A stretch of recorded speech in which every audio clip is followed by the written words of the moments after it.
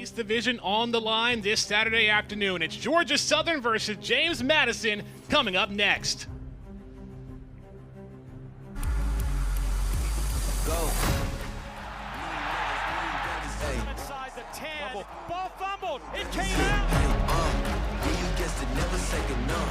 Man and boys is not impressive enough. You can follow me.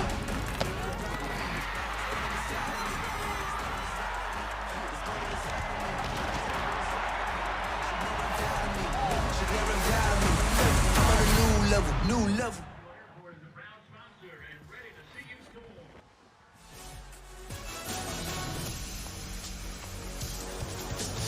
You're watching the Sun Belt Conference on ESPN. A beautiful Saturday afternoon from Paulson Stadium, and it's homecoming in Statesboro as the Georgia Southern Eagles welcome in the James Madison Dukes on ESPN+. So glad you're with us alongside Jason Foster and Whitney Hayworth. I'm Danny Wall. What a win it was for Georgia Southern last week over Marshall. 21 unanswered points in the fourth quarter for a 24-23 win. Now, entering today's matchup against JMU, Jason, what's the biggest factor for Georgia Southern in this game? I definitely think the Eagles got to be effective on first and second down. They got to stay out of these third down situations where JMU can get interceptions. I think if they can do that, they can hang in a game and get a victory here. This is going to be a battle for first place in the Sun Belt East Division. Midway through the year, looking at the conference standings, the Eagles unbeaten at 2-0. James Madison lost their first conference game against Louisiana Monroe, but bounced back in a major way over Coastal Carolina. Yeah, James Madison coming off a short week, went to Coastal and got a 39-7 victory. I think it shows the resilience of their team and the toughness as the coach spoke about, and I know they're looking to carry that over into today's game. Our third member of the broadcast crew, Whitney Hayworth, has more on the field. Well, Danny, when we spoke to head coach Bob Chesney of James Madison earlier this week, he said their defense has to be disruptive here against the Eagles. He said it starts up front. They have to disrupt the Eagle offensive line, and they have to put pressure on the quarterback. Their defense must make Georgia Southern earn every single yard in their own house. And we talk about disruption. Disruption is the power of Paulson. We saw that on Saturday when Georgia Southern beat Marshall. So who will be more disruptive today, the power of Paulson or the James Madison defense? Thanks, Whitney. As you look at head coach Bob Chesney in his first season with James Madison, has really put the program pretty much picking up no drop-off from last season as the Dukes is having an incredible start to the year.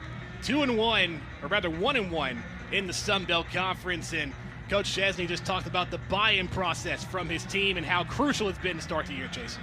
Yeah, with 64 new players, you got to buy in to make this work. And college football is one of those sports where if you don't have total participation and buy-in, it'll be a long season for you. But they've seemed to get over this hump.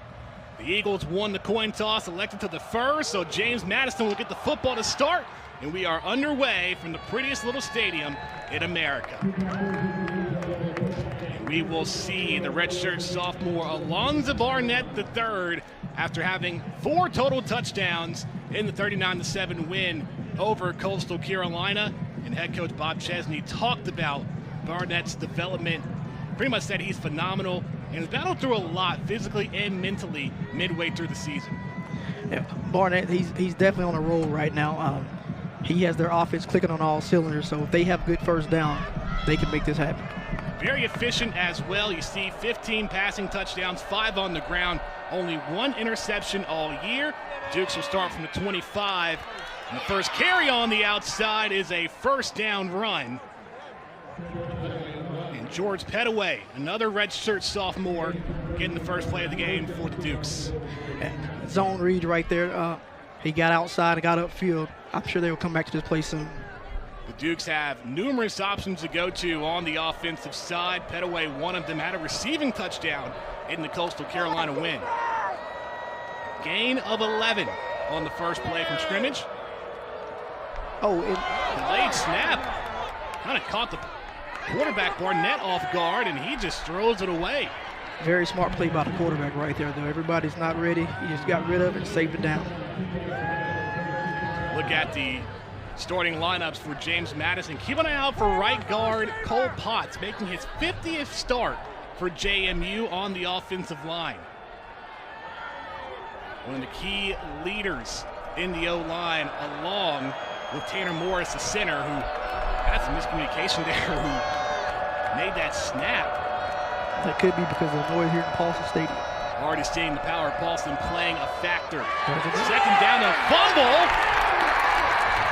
Barnett covered in time. Isaac Walker got there in the backfield. You have to keep an eye out for the Eagles defense running a 4-2-5. Yeah, Eagles defense is looking to swarm right here. It's definitely 3rd and long, trying to keep the ball in front of them and get off the field. James Madison has been highly efficient on 3rd downs. 45% completions, went 6 of 14 last Thursday night.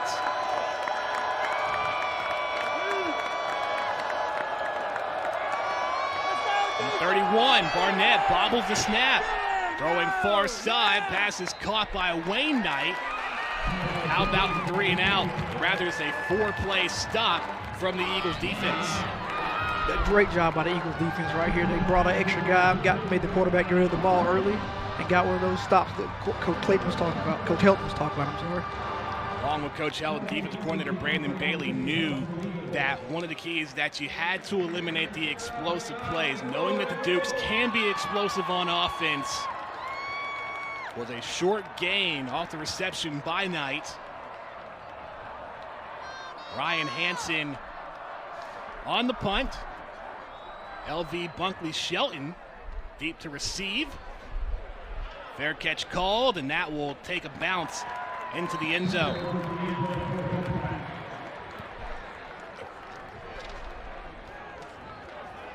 So we'll see Georgia Southern's offense, and it will be J.C. French back out there as the starter. French last Saturday against Marshall took a hit in the 4th quarter, got taken out of the game, and it was the backup quarterback Dexter Williams that came in and finished the job and was a big piece of that 21-point performance in the 4th, but French good to go. Coach Helton said he's had a great week of practice leading into today. Yeah, French has been great all year, protecting the football. I can see why Coach Helton gave him another chance to get out here and see what he can do. Eagles will start from the 20. French, a screen to Josh Dallas, spins, taken down at the 28. The one thing about Georgia Southern, with numerous options and weapons in the wide receiver room, Dallas one of them, a redshirt sophomore from Sharpsburg, Georgia. Yeah, Dallas, he makes big catches all over the place right here. He seems comfortable with French. They have a connection going here. Picking up his 18th reception on the season, gain of 8. Second and short, and now French bobbles a snap. Throw is blocked, and it's intercepted by the Dukes. Emmanuel Bush, first interception on the year, the 3rd from J.C. French, and just like that, the defense making a big play for JMU.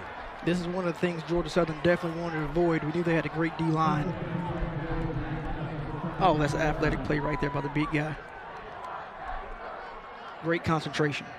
Bush, redshirt junior, 6'1", 315 pounds.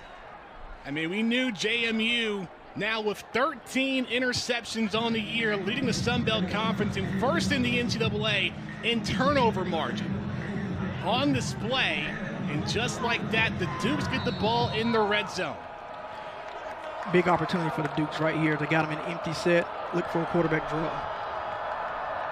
Barnett, pressure, throws, and the pass was deflected. How about the defensive line for both sides, really putting pressure up front?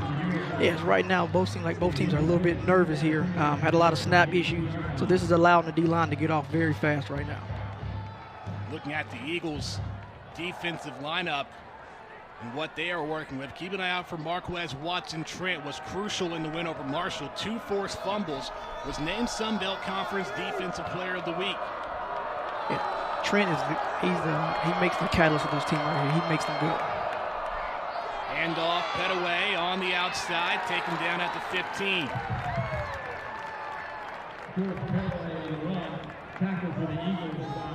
Got a 3rd down right here. Hopefully the Eagles will try to keep him in front, keep the quarterback in the pocket. 3rd and 7. Georgia Southern defensively given up or allowed 41% 3rd down completions.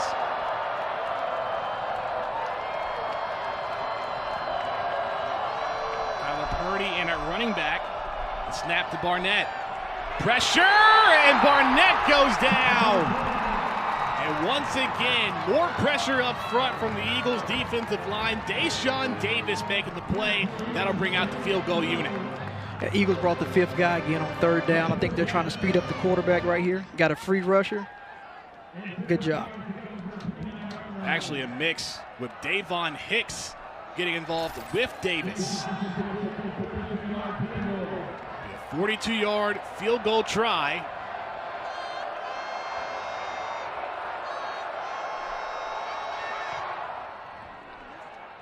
And it hits the side post. What a start to this game. James Madison with an interception, but couldn't come up and convert. That'll take us to our first break as Lipnitsky couldn't get it to go. Eagles back on offense when we come back on ESPN+. Both the Eagles and the Dukes defense putting on a show in the opening minutes, knowing what is at stake in this matchup today for control of the Sun Belt East, and also for James Madison. 5-1, a win today will make him bowl eligible. Yeah, being bowl eligible is always something the team wants to get done here, and they also want to be in control of their own destiny. So this is definitely a big game for both teams. Georgia Southern looking for their first 3-0 start in the Sun Belt since 2018. The Eagles have yet to win a Sun Belt championship since joining the Sun Belt in 2014. This is one thing that head coach Clay Helton has been building towards, trying to get this team to win championships. So after the missed field goal from Max Lipnitsky, the first down for Georgia Southern. Here's Jalen White on the carry. A short gain. Defense did a good job of stacking this run up right here. So going to look at the starting on offense, the offensive line for the Eagles and their skill players. White has been limited the last couple of matchups, but just so many weapons in the receiving corps. For a gain of 3, 2nd and 7. French throws near side. Pass is caught. Derwin Burgess, who was the hero in the Eagles' win last week over Marshall with a game-winning touchdown reception. Burgess right here is a great route at the top of it. Got the DB turned around, reached up and grabbed this pass for a great gain. 27th reception on the season for Burgess. A gain of 15 for the Eagles. White absorbs contact, taken down near the 48-yard line. Georgia Southern has that balance of the passing game and the running game, averaging just under 370 yards total on offense, but had a whopping 422 last week over Marshall. Low snap, French quick throw, LV Bunkley Shelton with the catch. He's tackled behind with forward progress, may give him the first down. Jacob Thomas a tackle. Going back to what you said earlier, being balanced is the only way you're going to beat a James Madison team that's good on offense and defense. Head coach Clay Helton talked about how you have to be great on 1st and 2nd down. You don't want to get in 3rd and long, or else it's going to be a long day. First down from the 47. White up the middle. Runs right into Jacob Dobbs. That's going to be the player to watch for the Dukes defense. Dobbs, a 4-year transfer from Holy Cross. Jacob Dobbs, he's a phenomenal player from them. He leads them in all the categories. If you're looking for the football, look for 27. He'll be around it. Yeah, head coach Bob Chesney talked about how just Jacob Dobbs is everything you would hope for a football player to be. For a gain of 4. Oh, flea flicker. And on the outside, a wide receiver run. DeAndre Buchanan took a shot. The ball went out. The Dukes are saying it's their ball. And the officials say it as well. I believe that's recovered by Jacob Dobbs as well.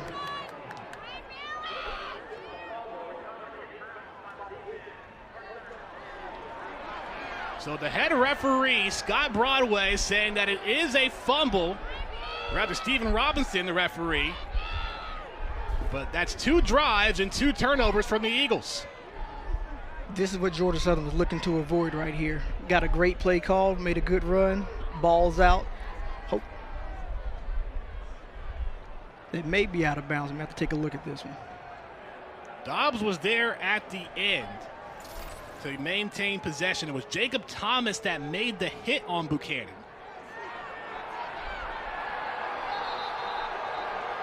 And you can just see just what head coach Clay Helton was saying to the referee. The Georgia Southern fans unhappy with the call. Take one more look here. Runner got to switch arms right here, put the ball in his outside arm and protect it. It's awfully close. I think they're going to have to stick with the call on the field. Well, the call does stand. Jacob Dobbs, a fumble recovery. Duke's back on offense. Petaway on first down.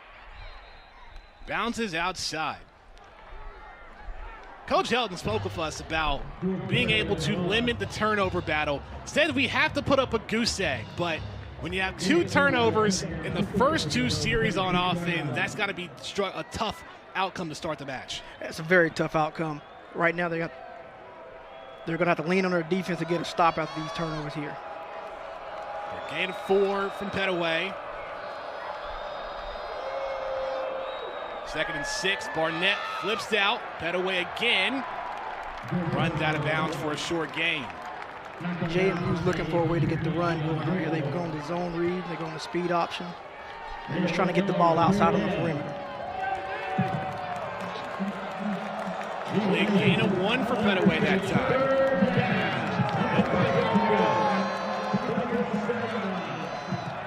Eight minutes to play in the opening quarter.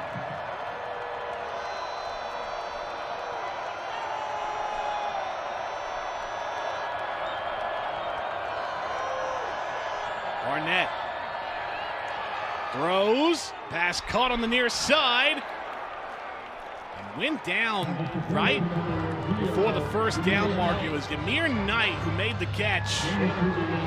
They will say Knight is short. Had a nice return route, just ran it a little short, and slipped it going to the first down. 4th and 1, the Dukes will bring out the punt team. This has been a battle here at the start of the opening minutes, with defense is really playing a factor, including special teams, as the Dukes unable to connect on the 46-yard field goal. So out comes Ryan Hansen, the punt again for the 2nd time. Instead of L.V. Bunkley Shelton, it'll be Josh Dallas on the return.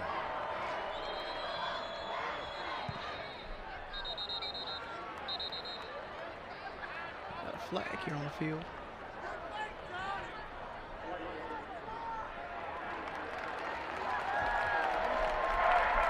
Going to go on the offense, and the Dukes will go 5 yards back. Head referee Scott Broadway for this game.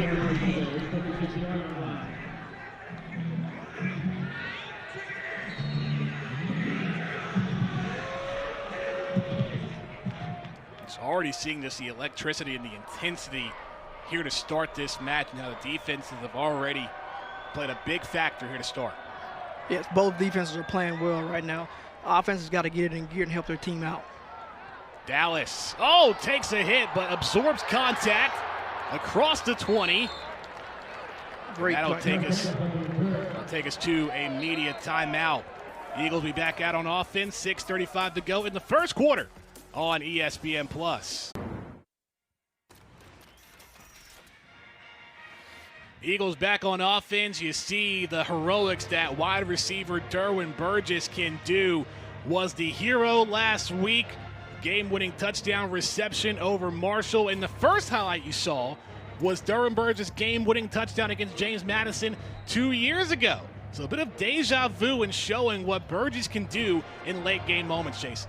Yeah, Burgess is a phenomenal player. When it's game time, he's looking for the ball. I think everybody knows he's going to get it, but he continues to make plays. And this is going to be something he's going to need to do today in order for the Eagles to come out here with a win. Coach Helton said that Burgess got to see a little bit of Superman last Saturday in those heroics against Marshall, and said that for this game against JMU, he needs to pull out the full costume with the heroic efforts.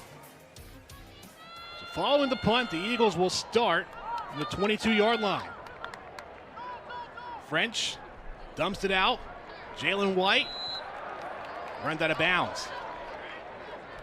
Whitney Hayworth has more on the heroics of Derwin Burgess. It's so interesting to hear Coach Helton and Coach Applin talk about Derwin Burgess Jr. Yesterday, they both talked about how he comes out when the lights come on. Coach Helton specifically said, in the biggest moments when the lights shine the brightest, he wants the ball. And Coach Applin couldn't say enough great things. He said it's not a surprise to see him get rewarded like he was against Marshall because of the way he works and prepares. All the work he does in the dark, it comes out in the light and the biggest moments.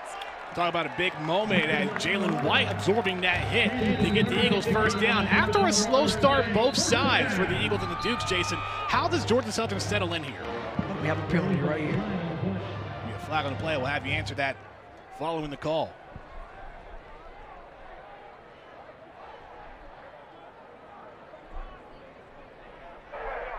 Personal foul.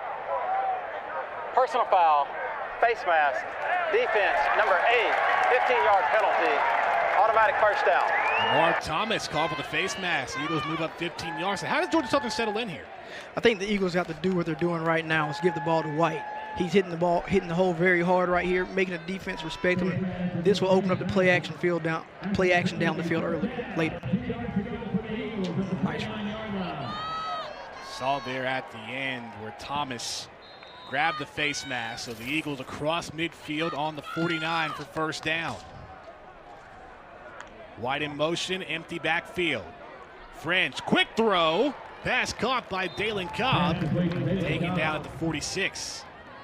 They're giving them short passes to get the quarterback more comfortable here. The O-line's doing a good job of protecting. The offense, they're getting a little bit of a rhythm here. And French has been quick and effective in passing. 5 of 6 here to start in the opening quarter. The one incompletion being the interception to Emmanuel Bush. For a gain of 3. French all day to throw, goes deep and overshot Burgess. There was double coverage there at the end. That was a play action we just spoke about. They had them open, just got to put it on. But look at Duke's head coach Bob Chesney and talked about how his team understood the game plan in a short week. Right here, he steps into it just a little too much and got to keep this ball in bounds and let your receiver make a play.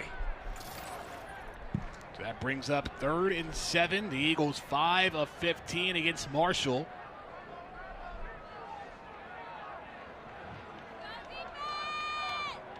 JMU's look like they're going to bring some pressure here, but they back out. French runs through, dumps it out to White. White inside the 30 and runs out of bounds for the Eagles first down. White has been that safety option on this drive on those quick running back screens and bubble routes. Yes, he's found an open receiver that happens to be White, and he's making something happen with the short passes here. If they can keep this going, I believe they can find their way into the end zone. Already the 3rd reception for White here on offense. Correction, the 2nd, and that one for 17 yards. Number 29 on first down. Handoff on the outside. David Badinga, and he will reach the end zone. Touchdown, Georgia Southern.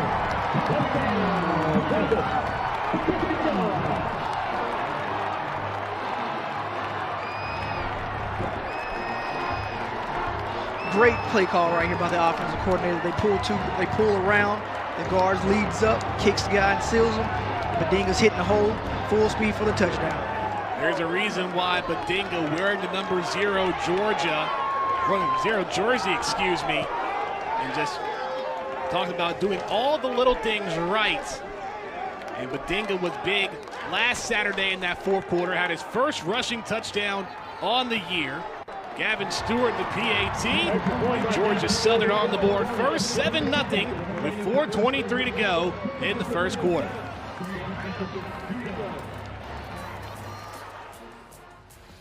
Here comes the guard, they're wrapping around, he's kicking and sealing. Badinga puts his head down full speed. Easy touchdown.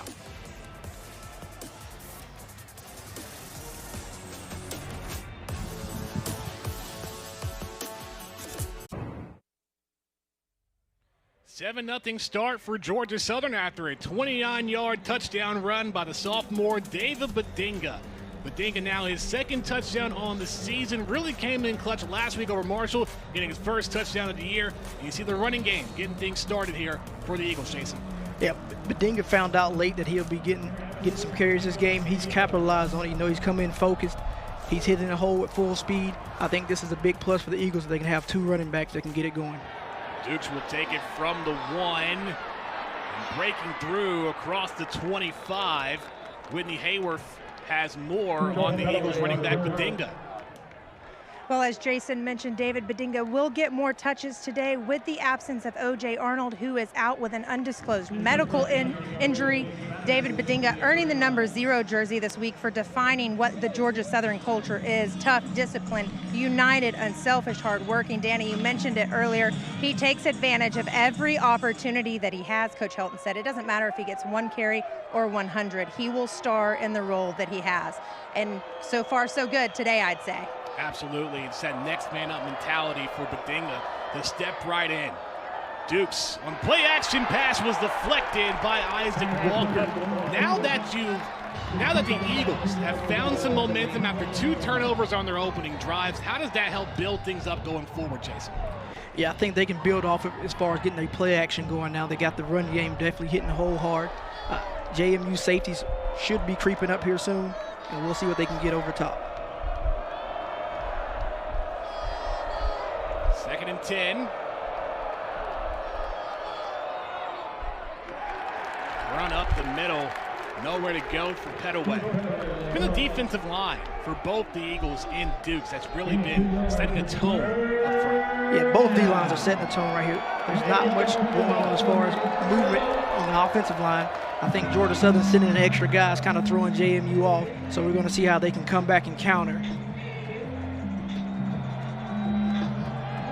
You see Barnett trying to hear the communication from his coaches. The power of Paulson really coming into play here early in the first. Playing at Paulson Stadium is definitely a special place. It's going to be loud and they're intense, and they're right on top of you. 3rd and 8. Barnett all day to throw over the middle. Pass is caught. That may be a first down. Ymir Knight with the reception. And the drive will continue for the Dukes.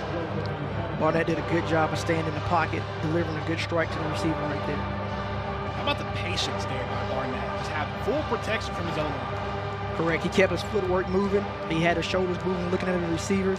If they can keep this protection up, they'll go down and get a score right here. Under 3 minutes to play in the first. Tight formation here from the Dukes offense. You pitch out. Dwayne Knight on the carry.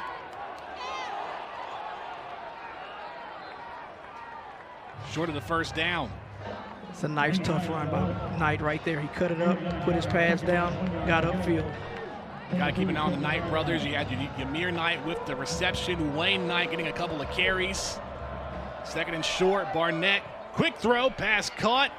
First down for the Dukes. Cam Ross, his 19th reception on the season. James Madison doing a good job of switching up the tempo right here. You see they're speeding it up.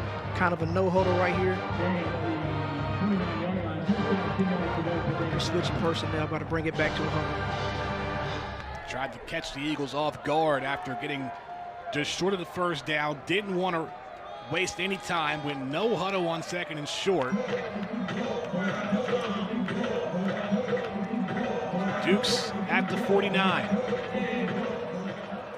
6th play of the drive coming up. Tyler Purdy at running back. Hand off to Purdy. Spins in. It's a couple of yards on the carry. James Madison looks like they're seeing something on the left side of Georgia Southern defense right here. All the runs are headed that way. They got a beat on something over here. The Dukes having a balanced offense as well. 3rd in Sun Belt in total yards at 439. 3rd in rushing yards on offense at 192. That's why it's so vital for them to have a good first down. If they don't have success on first down, you can take away the running ability. 2nd and 8. Oh, ball dropped, picked up by Purdy, and taken down from behind from the Eagles. I think this one's just on Barnett right here. I think he just dropped the snap, trying to get his eyes downfield on his read. Yeah. Great job of recovering, getting back upfield by the running back. But it's a big play for the Eagles right here to get off the field on third down, third and long. 3rd and 2, a loss of 3. And the Dukes want to talk things over. Timeout, James Madison. I mean, we talked about how Georgia Southern can get in rhythm, but for the Dukes, it is loud here in Paulson Stadium. How does James Madison calm down and try to execute the way they want to? Yeah, I think it goes back to what they've been doing at practice. I know they had the music playing, so they just got to get back into the huddle and focus, bring it in together, and obviously just say, hey, take it one play at a time. Right now, I think they're pressing a little bit. Well, Georgia Southern unbeaten against the Dukes in Statesboro, and Whitney Hayworth has more on the atmosphere in Paulson Stadium. Well, Danny, in talking with Bob Chesney earlier this week, he said you could feel that stadium come alive in their game against Marshall. He said, I watched the game, I listened to the game, I wrote down their playlist and wrote down every single song that was played in that stadium against Marshall. He said this week they've been blaring that playlist at their practices. He said, is that a little too much? Maybe. We'll find out. But he said, but I want to be on that extreme of preparation. And he felt like his team did a great job this week in preparation. My question to him after that was, what's his favorite song off that playlist? And he said he didn't know it, but it was Zombie Nation. Barnett throws on 3rd down, incomplete. I mean, you can practice it all you want throughout the week, but there's just no difference. There's nothing like it when you actually get into the stadium and just hear how loud the fans are in Paulson, and the punt team's going to come out for JMU. Yeah, it's definitely a different environment when you get down to Georgia Southern. The fans are on top of you. They're loud. They're obnoxious. This is what college football is about. What was it like for you playing for Georgia Southern and being in that environment in Paulson? It was humbling because when you get out there and you hear these fans cheering for you, you definitely want to perform from it. And with that being said, let's see this point. Fair catch called, and Bunkley Shelton catches it inside the 10, but you were talking about just how humbling it is when you're playing inside Paulson. Right, this is a football community, so when you, even inside the stadium, outside of the stadium, you see these people around town, and it's the heart of the city. So you definitely want to perform when you come to Paulson, and it's so loud when they get out here, and the tailgating is phenomenal. And the record shows Georgia Southern top 5 in the FBS in home winning percentage. I mean, Marshall's up there as well, and they had to come down to Statesboro. They beat the Eagles 2 years ago, but last week, a different outcome as Georgia Southern 21 unanswered points, a 24-23 win late on a Saturday night.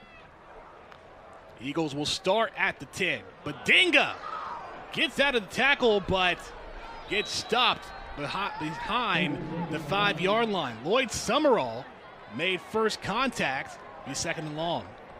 I think James Madison's pinning their ears back, going to get this run. Now they're going to take away this inside run zone from Georgia Southern, try to make them beat them on a different dimension. That will be the final play of the first quarter. Georgia Southern, a 7-0 start. A lot of turnovers, missed field goals in the opening quarter, but David Badinga, 29-yard touchdown run, putting the Eagles on the board. Second quarter coming up after the break on ESPN+.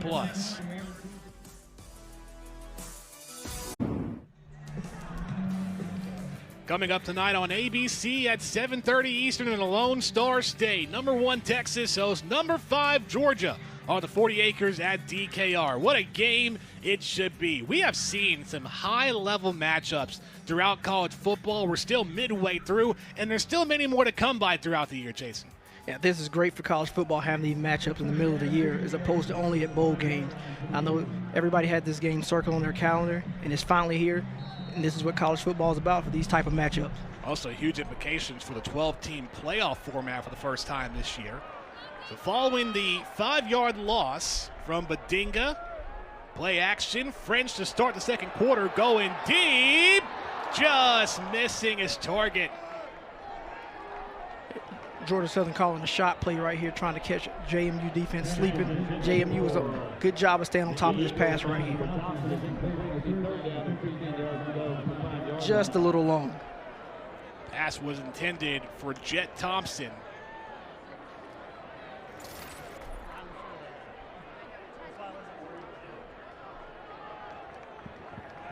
That brings up 3rd and 15. Eagles at the 5. Just the 3rd incomplete pass from J.C. French. He's 6 for 9 today. Handoff on 3rd and long, and nowhere to go. The Duke's defense eating up the run game. You see right at the end, Jacob Dobbs, a monster, taking down Badinga in the backfield. Yeah, the game is starting to get physical right here. James Madison trying to assert their will, trying to deliver these hits to Georgia Southern running backs. I think that's the tempo they're going to have to play with, be more tough up front. We will see the punt team for the Eagles as Alex Smith deep in the end zone. Amir Knight set to return.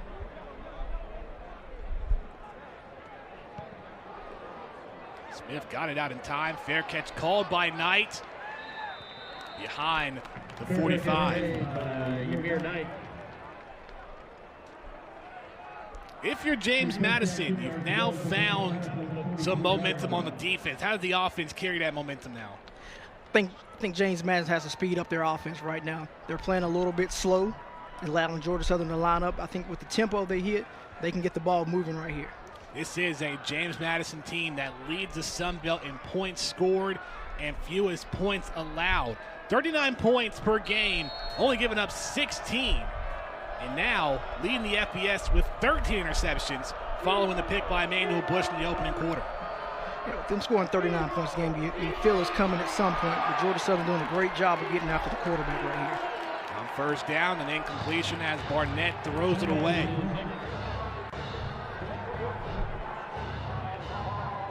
That's the one big thing that we are seeing from the Eagles defense, the defensive line putting pressure up front, along with trying to eliminate those explosive plays. That's what defensive coordinator Brandon Bailey spoke with us about this week. Yeah, the elimination of big plays is key for any defense, especially for Georgia Southern. They've given up a lot of explosive plays early, so they've worked hard on creating and stopping explosive plays right here. Flag on the play.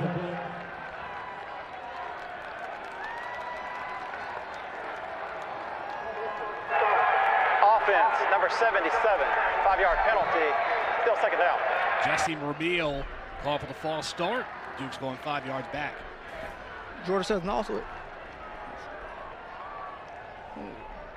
didn't see the false start right there. Well,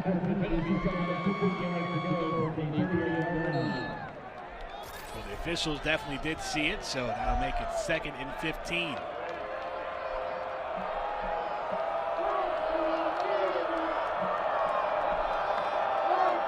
Barnett, the handoff up the middle, breaking through, and getting yards back at the 49 is Petaway. Great job by the guard right here. He pulls around, the running back hits right behind him full speed, and he's delivering a blow when he's finishing this run. The game's starting to get a little chippy out there. You can see guys pushing and shoving going on.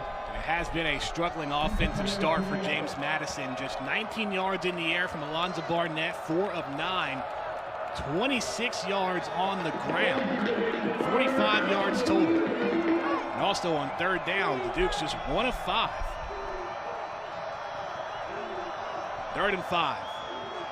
Barnett throws deep, has an open man, but misses Ymir Knight. And those are those chunk plays that you have to execute and complete. Correct. Georgia Southern blew a coverage right there, let a guy run down the sideline wide open. Barnett just has to set his feet and deliver the ball, just a little tall for him. Looks like Georgia Southern in some form of cover 2. But somebody did not get the signal right there.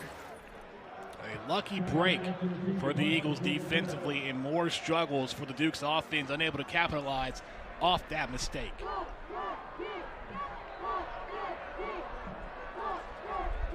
Hansen on the punt. Dallas lets that one drop, and that takes the Dukes bounce. A flag on the play at the end. I think we're going to get a kick catch interference right here. He ran into the returner. Didn't see Josh Dallas call for a fair catch.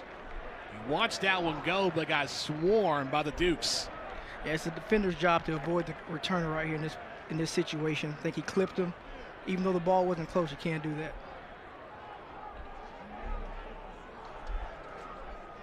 See what Scott Broadway has to say. There is no foul for kick catch interference. The punt receiver was not trying to make a valid catch. Okay, I stand corrected. So no flag on the play, and a Duke's bounce will put Georgia Southern back at the 4. One more look here. Yeah, he's tried to avoid the returner right there. I think it's a good call by the referee. Eagles back on offense when we come back after the break.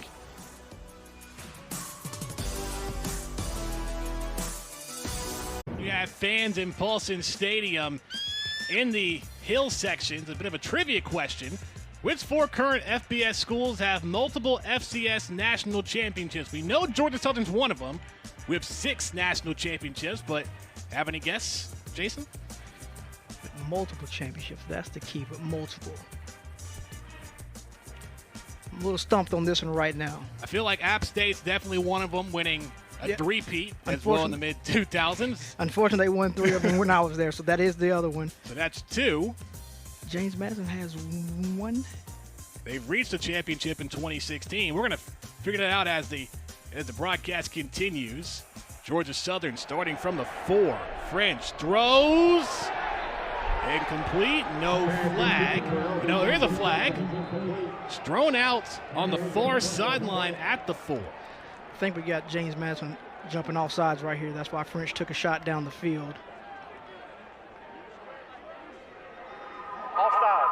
Defense number 32 in the neutral zone at the snap. 5-yard penalty. Remains first down. DJ Barksdale in the neutral zone. That'll move the Eagles up 5 yards, along with Georgia Southern winning 6 national championships, a Sun Belt championship in their first year in the FBS in 2014. Coach Helton wants to get his team back to that success, to winning championships, as today's game a battle for control of first in the Sun Belt East Division. 1st and 5 from the 9. French, good protection, now scrambles. French running towards a hard hit by Thomas. Good job. That will be a first down. Good job by French. Good job by French for not making a throw. They took it away from him. He pulls it down and gets upfield. I know the Georgia Southern fans are holding their breath, making sure you don't take a hard shot this week, but that's a good play right there. And a shot that French took last week against Marshall. A lot of fans thought it should have been called for targeting, but there was no call.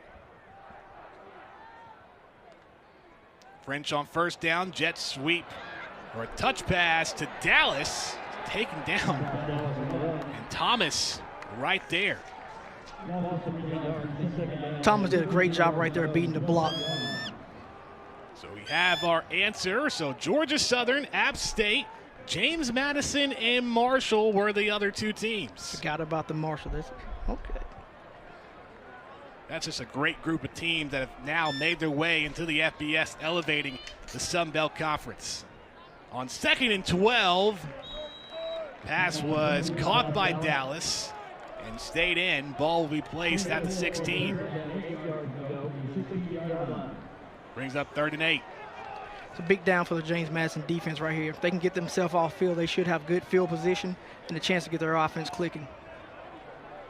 Coach Bob Chesney talked about the keys for the defense is to be disruptive on the O-line and put pressure on French. They have done that so far.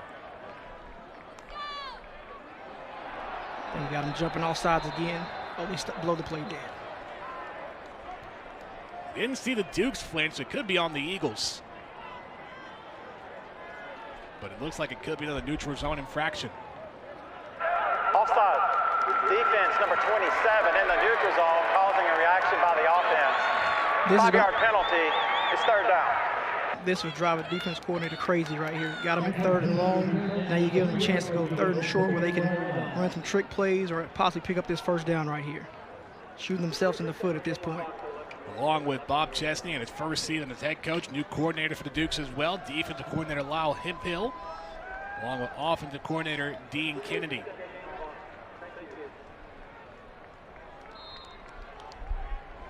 So 3rd and 8 turns into 3rd and short. 3 yards to go. French to White. makes his way through, tripped up at the end, first down Eagles. How have you seen Jalen White be that go-to option for Georgia Southern to get those crucial yards, Jason? He looks good hitting the hole right here. He's got good balance when he sees it. He's very patient when he comes out of the backfield. He's a strong runner. So when he gets going, it's hard to bring him down. Clay Elton has talked about how the offense runs through Jalen White. Yeah. Jalen, he's such a catalyst for this team. When he's healthy, the Eagles have a different style of offense, and it's one to be reckoned with. You can see the points going up every time he's in the game. They're going to get a measurement here.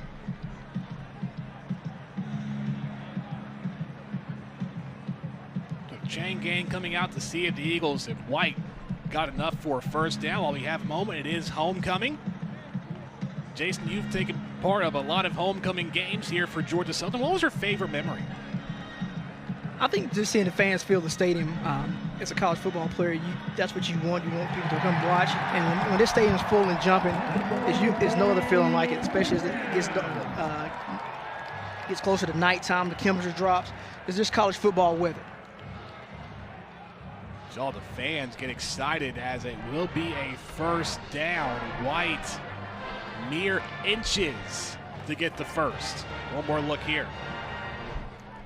Good bounce, diving forward for that first down right there.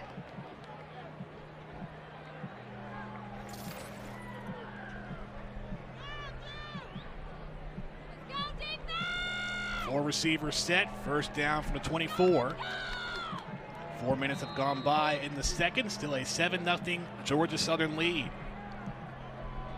James Madison still lined up in too high right here. I think Georgia Southern get another inside run. And there it goes. White gets wrapped up by Dobbs at the 30. I mean, for you as a quarterback to see those types of defenses and when you played at Georgia Southern, did your eyes ever open up wide when you see those types of coverages? For sure. When you have a certain game plan you've been working on all week and they give you what you're looking for, you definitely want to capitalize on it. And right now, I think James Madison content with letting Georgia Southern make a long drive. Georgia Southern has to be patient and keep running the football right here.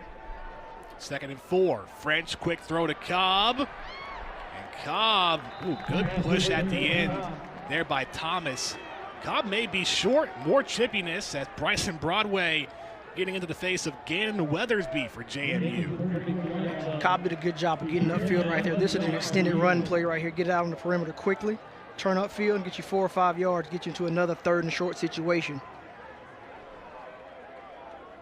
And that push, that collision from Thomas may have saved a first down.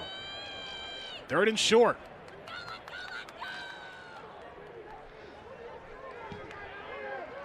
Oh, misdirection from the Eagles. White gets over. First down. French really trying to trick up James Madison. Thought he couldn't hear the play. Ended up being a direct snap to White. Right, we had number 66 line up here as a tight end. He knew something was up, but James Madison did a good job responding. But way to hit the hole right here by the running back. Turn and spin for this first down. How about the Eagles opening up the playbook? Definitely, I think they're going to need to open up the playbook to meet James Madison right here. Definitely trying to get them to come out of this too high look right here.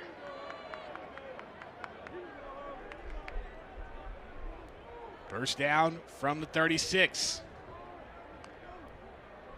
Play action. French, good protection. Now scrambles. Running and taken down at the 45-yard line. He'll be short. Again, another good play on first down. May not be how you drew it up, but he made something out of nothing. Get him into a 2nd and short situation. Offense has been moving for Georgia Southern.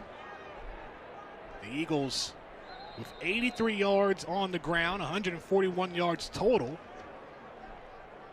They're going to have a lineman change. Bryson Broadway to right tackle. Comes out, and we'll see Kalen Williams take place over at right. Gain of 7 on the run by French. 2nd carry here in the first half.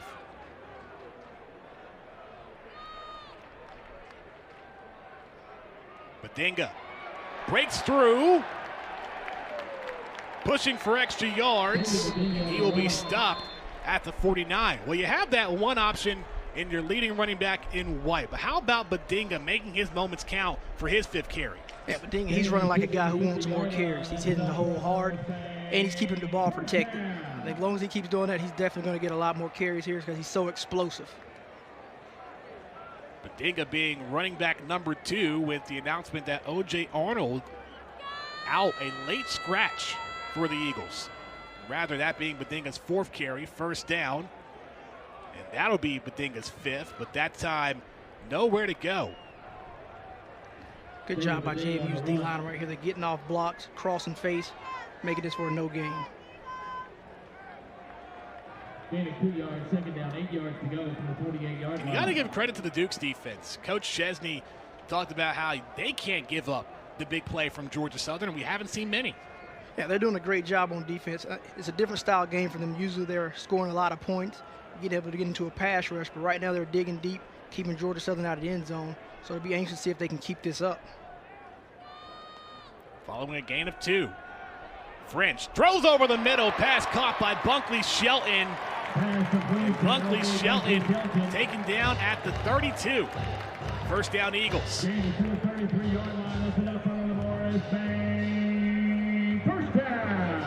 Great pass concept right there. They ran the crossers. He set it down. French set his feet and delivered him a strike. He turned it upfield and got the yards needed for the first down. This is a lengthy drive for Georgia Southern. This will be their 12th play coming up.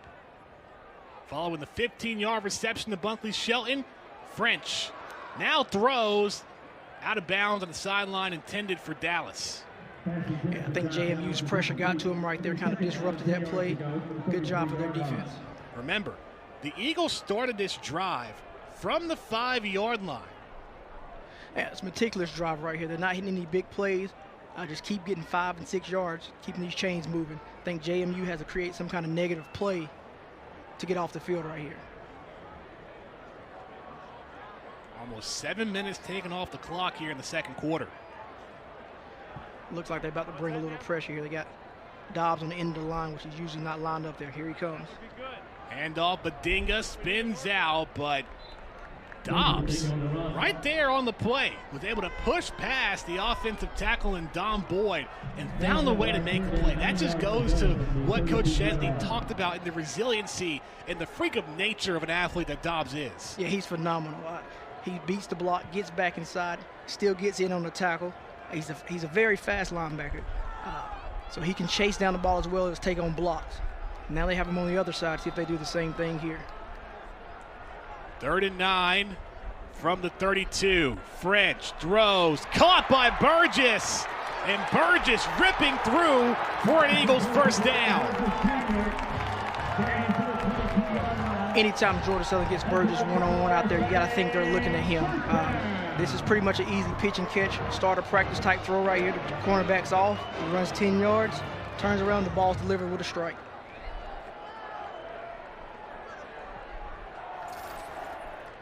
Ball placed at the 21. Eagles just outside the red zone. Just what a drive this has been. 14 plays, 75 yards now. This drive right here has to end with a touchdown. I know Coach spoke on not getting field goals in the red zone. This is a big opportunity for the Eagles right here. French throws, pass caught by Dallas, tackled inside the 5.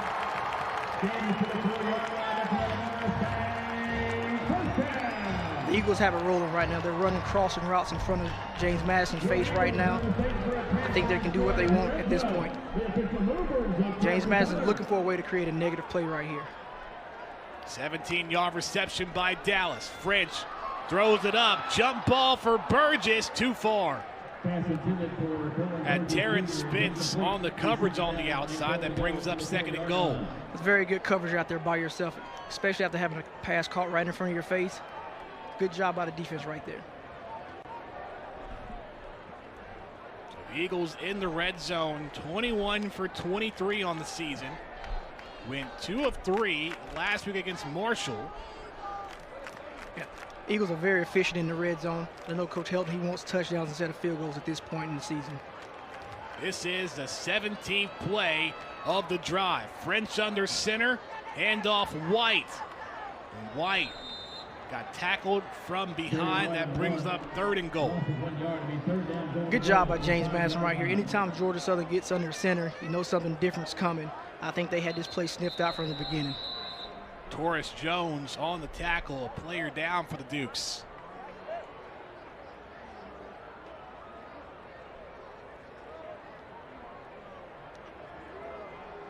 So we will take a quick commercial break as Emmanuel Bush getting checked on by the trainers. 7-0 Eagles, threatening to score again on ESPN+.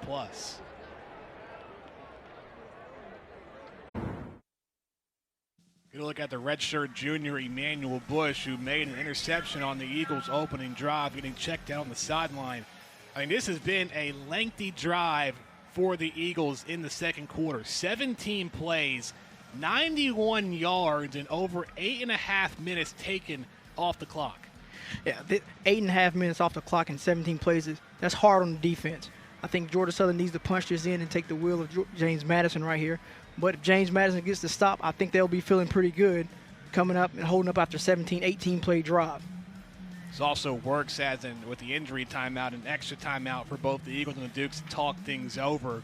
We have seen the run work out in spots throughout this drive. Seen some good carries from David Badinga and Jalen White, but now the defensive line for the Dukes has been bunched up and made it difficult. I think Georgia Southern got to find Burgess right here. 3rd and goal from the 5. Burgess in the top right of your screen.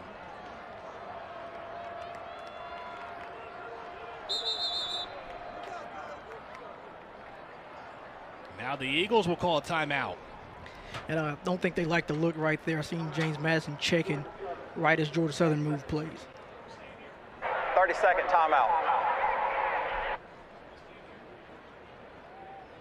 So while we have a moment, I mean, it's rare when you see a 17-play drive for over 90 yards and taking over 8.5 minutes off the clock. That has to be reminiscent for you, Jason, when the Eagles were a primary triple option team, where you would just run down people's throats and take off as much time as you can in a game.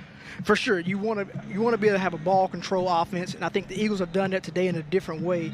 When you can capitalize and score touchdowns after taking 7, 8 minutes off the clock and 15, 16, 17 plays, that definitely takes the heart of another team's defense. So I think this could be a great opener for Georgia Southern right here. Well, the Eagles in the same place they were last year, starting out 4-2, but the second half of the year did not go their way. Looking to turn things around here in 2024. Out of the Eagles' timeout, 3rd and goal from the 5, 18th play of the drive here.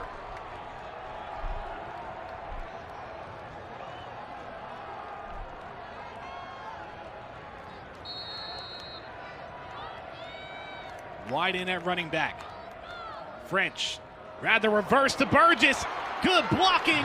Burgess is in. Touchdown, Eagles.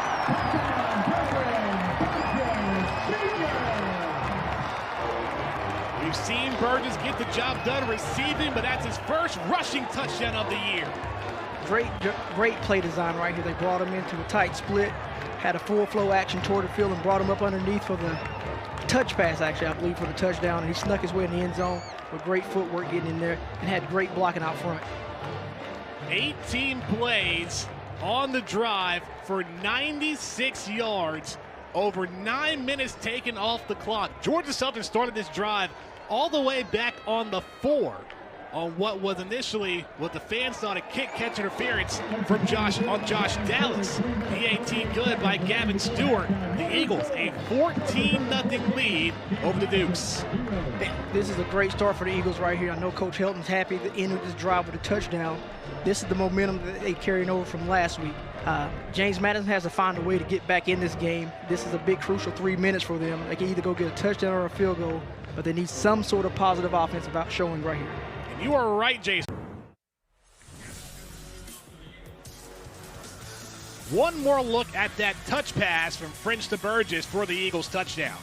Yeah, Georgia Southern played it safe right here instead of handing the ball off. They definitely gave him a little touch pass in case the ball is dropped. It is an incomplete pass. This right here is a great play by the Eagles and great design all around. That's been the one thing we're talking about during the break, how things have changed for quarterbacks. Instead of having a handoff, rather electing for a touch pass instead. and it worked out in perfection for Derwin Burgess. Yeah, just doing a touch pass. It's just safe, and I think coaches can relax a little bit that the D-line doesn't mess up that play. A lot of times when you're handing the ball off, pressure can cause fumbles. So Georgia Southern chose the opposite route and just did a little touch pass there. Kickoff by Gavin Stewart goes into the end zone. Dukes will start for the 25. So we have not seen the Dukes offense in over 9 minutes. If you're James Madison, how do you heat back up here on this drive?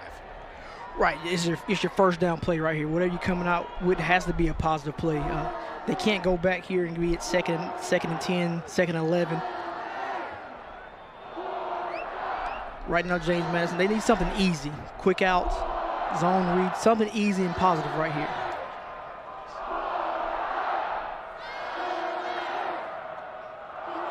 On first down, Barnett the handoff to Petaway, a short gain. Latrell Bullard there on the tackle. Whitney Hayworth has more on JMU. Well, Danny, Jason's wondering what spark JMU needs. They may want the spark that former quarterback Brian Shore used to bring to them, now a senior offensive analyst for Georgia Southern. Shore was a Walter Payton Award finalist and All-American quarterback for James Madison, who led the Dukes to the 2016 FCS national title. So I'm sure if they could, they would love for him to give a little word of advice to Alonzo Barnett. The incompletion, thank you, Whitney, as Barnett took a shot there, pass intended for Taylor Thompson. Georgia Southern's feeling very comfortable right now. They're sending corner blitzes at the quarterback. I think James Madison needs to have a safe play right here, or else this could get out of hand. Third downs has not been the Dukes' friend. 1 of 6 in the first.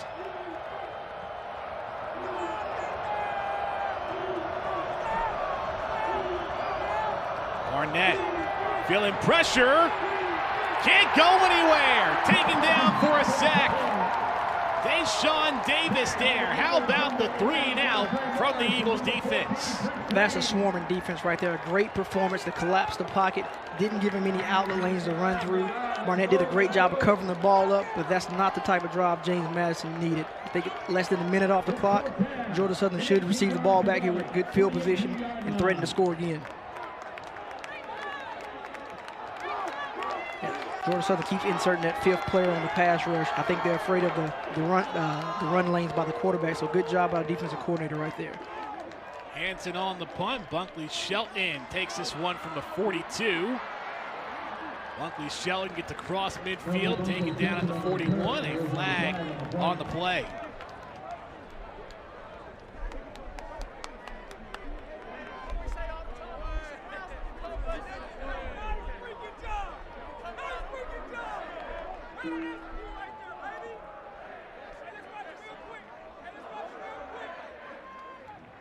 We'll hear from Scott Broadway, our referee. During the return, holding, return team number 34, 10-yard penalty, first down. Be on the redshirt freshman Jamari Whitehead on the holding call.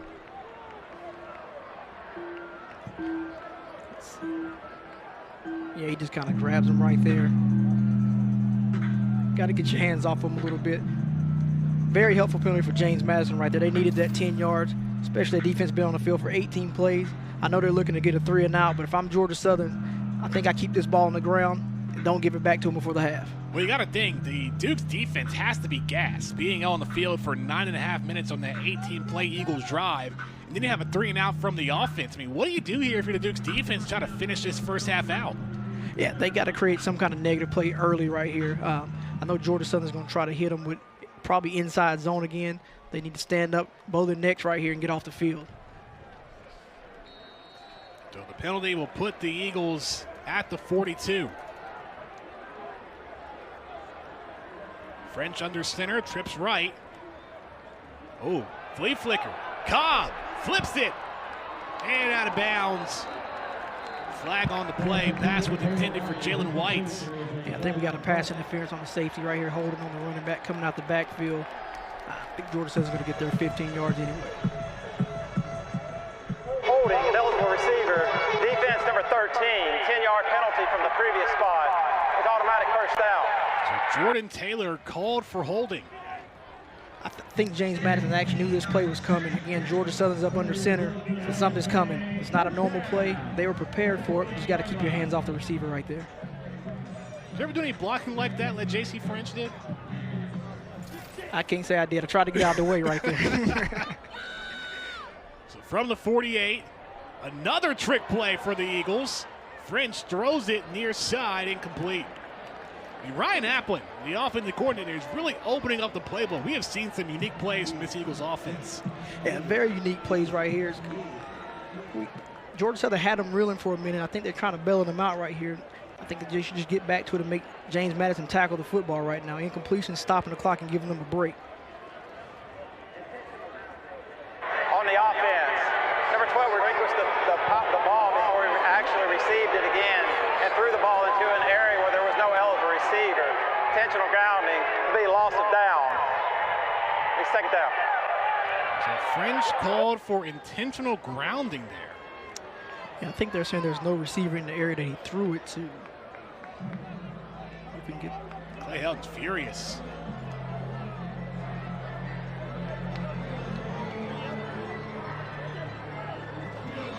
Georgia Southern was definitely looking to capitalize on this drive, but right now I think they're trying to just get a couple yards here and punt this ball back to James Madison. So instead of us saying 3rd and 10 on the scoreboard, it's actually 2nd and 22 for the Eagles. Low snap to French, handoff White. White breaks free! Jalen White inside the 30, gets tripped up at the 12. What a big-time play for Jalen White, putting the Eagles in the red zone. Big-time player in big-time situations. Jalen White hit his whole full speed, put his head down, and got this up to the red zone. I think the O-line did a great job of reaching here and getting up on the second level. That is the big play that the Eagles have wanted, entering a 2-minute timeout. A 48-yard gain by Jalen White. Eagles looking to score again when we come back on ESPN+.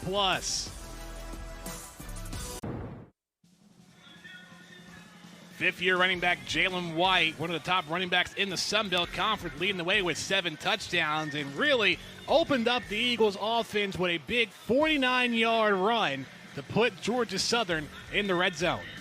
Great run by White right there. Now I know he wants to get in there and try to capitalize and put this ball in the end zone and get this to a 3-possession game right here. Even though O.J. Arnold out in this game, undisclosed injury, White still RB1 leading the way. In the red zone, first down from the 11. Play action, French scrambles, incomplete. Very good coverage on the back end right there by James Madison. They had him bottled up, definitely looking for Burgess to get the ball, and they took that option away. White will stay in, will be a slot receiver here as Badinga's in at running back. So keep an eye on White, top of your screen. Now going to be bunched up in the backfield with French and Badinga. I think Georgia Southern's getting a different personnel in the game, trying to force James Madison to switch their personnel as well. White to carry. And he gets taken from behind. Trent Hendrick, one of the linebackers for the Dukes, makes it 3rd and long. Very good play by James Madison defense right there, stringing this play out, keeping the outside arm free, getting in on the tackle. 149 on the game clock, please.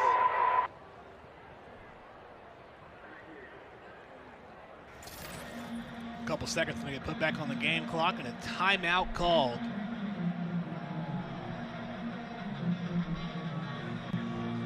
Gonna go beyond James Madison. Yeah, James Madison trying to save time for their offense to get back on there, see if they can get something going before the half.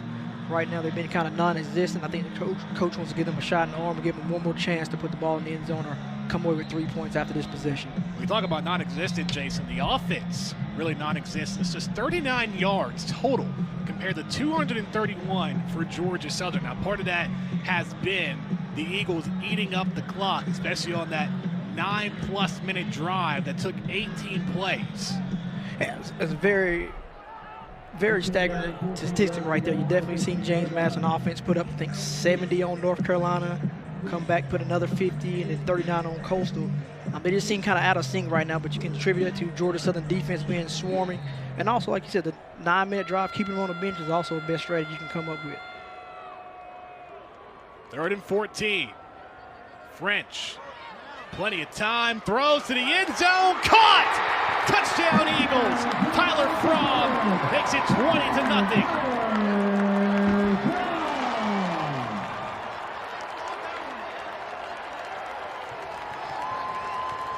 Spectacular catch right there by Fromm. J.C. French did a great job of staying in the pocket, staying patient. They showed pressure early.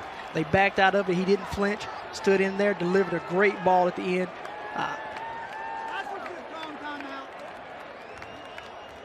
This right here is about to be up 3 possessions. Couldn't ask for a better start for the Eagles right now. How about the offensive line on the pass protection for French? That's been one of the key things that has been challenging for the Eagles throughout the first half. The defense really making it hard up front for the offense to do anything. PAT good by Gavin Stewart rather. 21-0 Eagles, followed with a 15-yard reception to Tyler Fromm. Yeah, I think Georgia Southern has great communication on the O-line right here. They picked up everyone coming free. They let the people back out of it.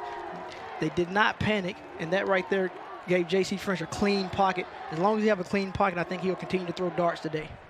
Second touchdown of the afternoon for the redshirt sophomore French.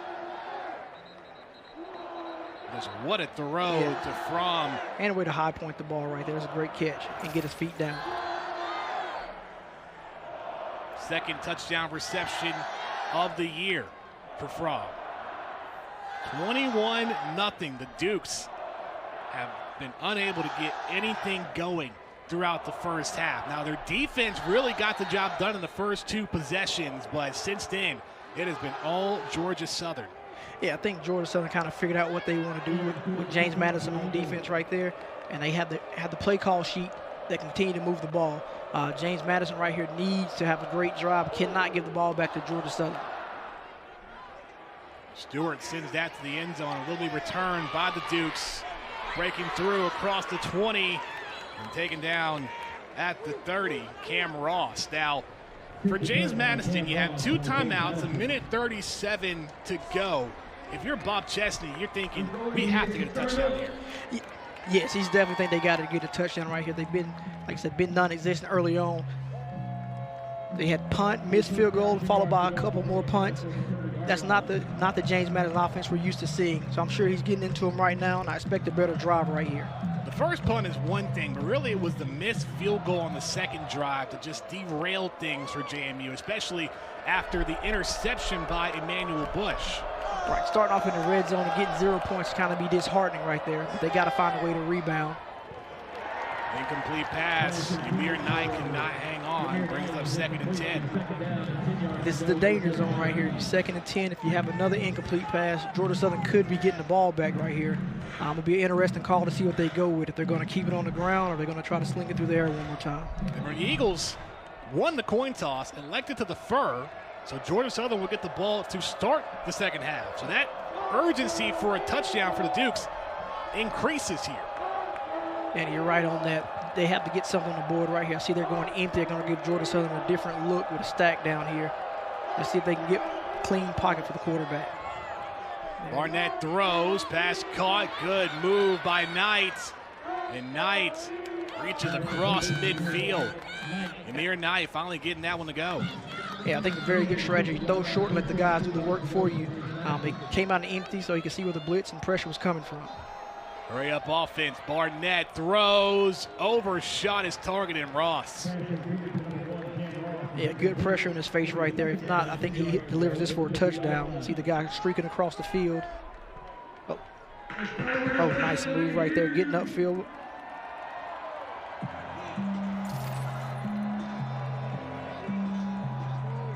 So ball right at midfield. 1:17 to go in the second quarter. They're back in the empty set right here. Let's see what he does. Barnett throws near side, pass caught by Ross, steps out of bounds. They're nearing field goal range. I think they're getting into a little bit of a groove.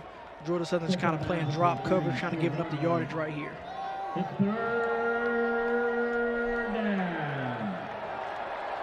And 4 yards to go.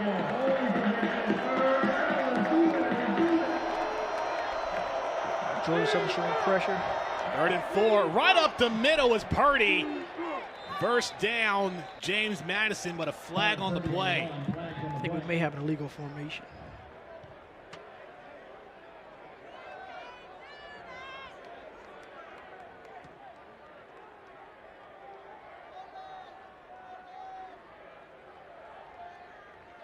Illegal formation. Offense. There were more than 4 players lined up in the backfield at the snap. 5-yard penalty. Remains 3rd down. Yeah, terrible penalty right here. The receiver has to be on the line up there at the top. He's just a little bit deep. Took away a big gain for him, so now they're back behind the sticks again. You see the 2 receivers on the far side. You have the running back in Purdy, and then extra receiver on the near side behind the line. That's just a mental error right there that drives coaches crazy. So 3rd and 9, entering the final minute of the quarter.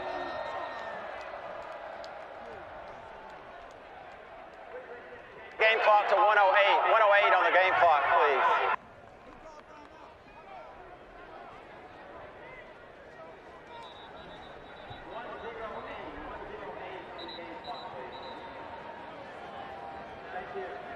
Extra time being put on the game clock.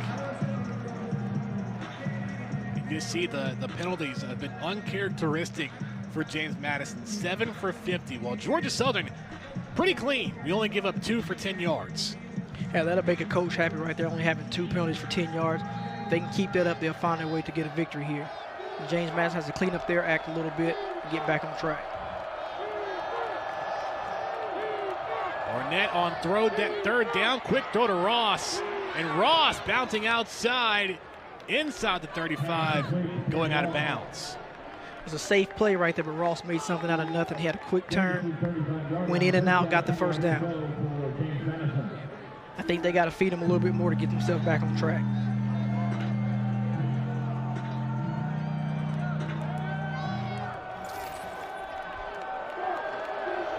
Fresh set of downs for the Dukes. 3 receivers to the left. Barnett. Pressure and sacked.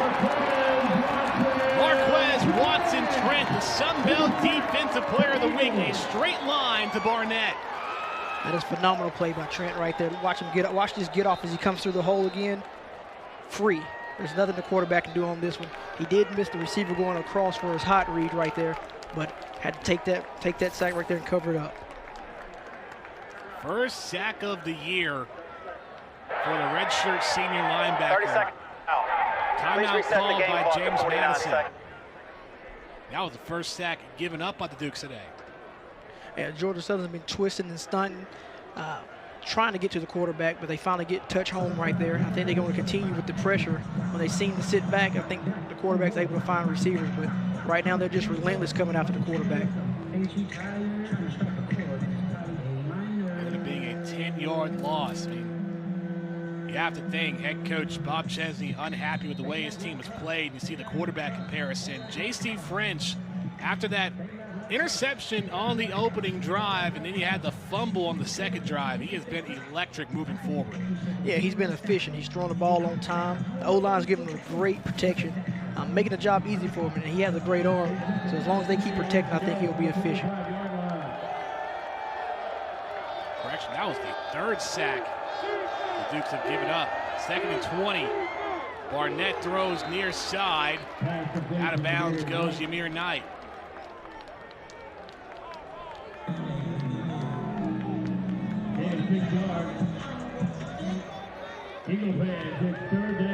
Got a huge 3rd down right here. I think the Eagles are going to try to sit back and play coverage and make them try to attempt another field goal into the wind, which is kind of going into the decision. Dukes only 2 for 8 on 3rd downs. Empty backfield.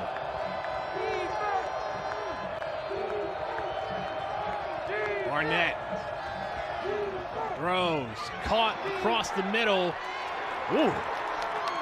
And Watson Trent on the tackle. Taylor Thompson. That was more of a German suplex there to bring up 4th down. Yeah, this game's getting physical. Georgia Southern trying to impose their will on these receivers as they catch the ball. But I think that's a win for both teams on this play. I think James Madison could try a long field goal, but it looks like they're about to go for it. I think Georgia Southern content with letting them go for it and maybe get out of this half with 0 points. Why not? 4th and 7. The Dukes 5 of 14 all year. Barnett throws far side, pass caught, and the drive continues as the receiver gets out of bounds in time. Marion Dollison. No reception. No catch. They're saying it's incomplete. A last second change. Take a look here.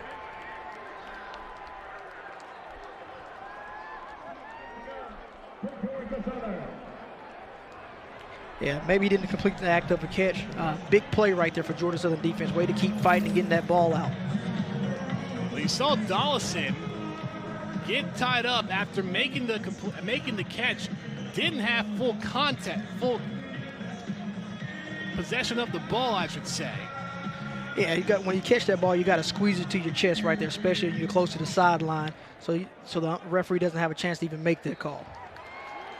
French will take a knee, and the Eagles go to the locker rooms with a 21-0 lead over James Madison. 2 touchdowns by French, a touch pass to Burgess, and 1 for 15 yards to Tyler Fromm. David Badinga, a 29-yard rushing touchdown to get things started for the Eagles. And then you add Georgia Southern gets the ball back to start the second half. Yeah, Georgia Southern's going to have to come out in the half and try to add one more to it. Keep running the football and shorten this game. Do not give James Madison enough opportunities to get themselves back into it. And as far as James Madison, they got to speed up the offense. They had a little bit of success right here, so I think they're going to come out in the second half and try to imitate what they just done. Our own Whitney Hayworth is standing by with Eagles head coach Clay Helton. Coach Helton, you and I spoke pregame about how important it would be to get takeaways and drive stops for your defense. So how do you evaluate your defensive play thus far? What an unbelievable job by the defense. You're talking about a team that scores 39 points a game, and you shut them out for 2 quarters. It's really about our defensive front affecting the quarterback right now, stopping the run and getting some 3rd and longs, and then affecting the quarterback. Offensively, of course, the first 2 drives, not what you wanted to see, but David Badinga gets you all on the board. How do you assess that play, and how important was it to have that 9+ minute drive end in a touchdown? Yeah, definitely. We kind of calmed down after the first 2 drives. I think we were a little amped up, and then we just took a deep breath and started playing our style of ball. Just told them that it's really not what they're doing. We're affecting ourselves by the turnovers, and then they started playing our style of football and scored 3 times. So proud of them. We still got 30 minutes left against a really good football team. Thanks, Coach. Appreciate it. 21-0 our score at the half. As Coach Helton said, the Eagles settled in after the first 2 drives. It was David Badinga getting things started, and 2 touchdown passes from J.C. French to Derwin Burgess and Tyler Fromm. We'll talk first half stats and more when we come back after the break on ESPN+. Looking at the first half stats here for the Eagles and the Dukes, the biggest thing that stands out is not really the 81 yards of total offense from James Madison, but Georgia Southern, highly efficient on 3rd downs, 6 for 7. Yeah, they got a balanced offense right now. If you look at their rush yards and their pass yards, it's almost even. This right here is causing James Madison to be off beat right here and not know what's coming. So Georgia Southern's doing a great job of getting themselves into 3rd and short. And the Eagles look to continue this momentum, getting the ball to start the second half after electing to defer, winning a coin toss.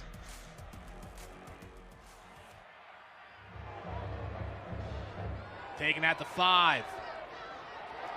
Working through, DeAndre Buchanan gets tripped up at the 25. Whitney Hayworth caught up with Duke's head coach Bob Chesney during the break.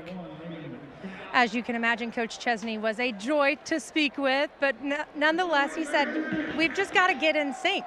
I said, Coach, what does it take to get in sync? He's like, well, we have to protect our quarterback first and foremost. He said, we have guys that are open, but we simply need to deliver. I also asked him how they clean up the penalties. He said, well, we just can't have them. Simple as that, right? Yeah, pretty simple as that. And last we checked, it was 7 penalties for 50 yards in the first. The Eagles will start from the 23. Dalen Cobb in motion. French rolls, throws, caught, as Burgess runs out of bounds. Overthrown, rather. Bring up 2nd and 10. And French a little bit excited right there. Great route.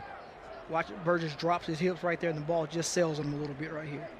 You start to see the Statesboro sunset start to check in. Makes it a little bit difficult for some of those balls to be thrown.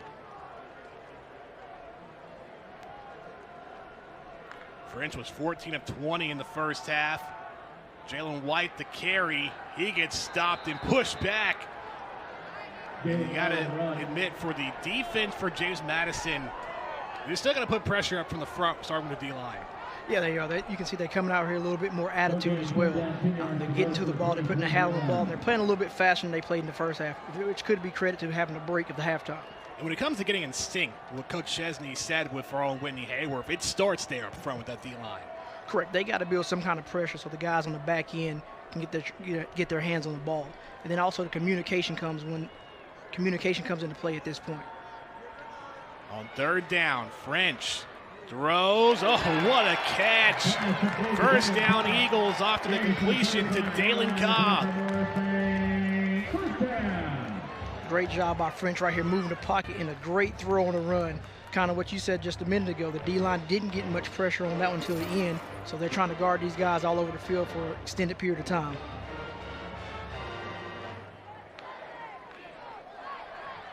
Fresh set of downs from the 35. French, play action, quick throw to Cobb. Cobb with blockers, burst of speed, bouncing outside. Taken down inside the 45, a flag is down.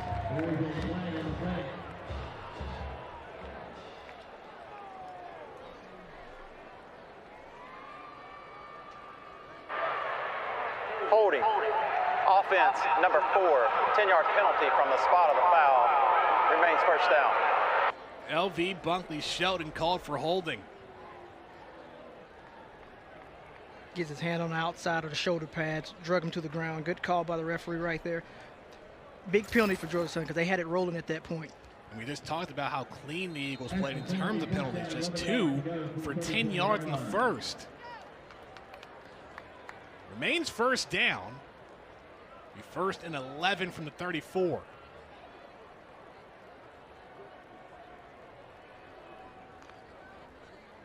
French on play action. Rolls left, fakes, and make it a yard or two. Gotten the ball back. Saying it's no gain there from French. James Madison D-line's doing a great job of getting off blocks now. They're playing with a different speed than the first half, getting these guys into 2nd and long situations. When it comes to leading the D-line, Coach Chesney talked about Emmanuel Bush, Chris Fitzgerald, Eric O'Neill, and Kyrie Manns to lead the way. Gain of 1 from French. 2nd down.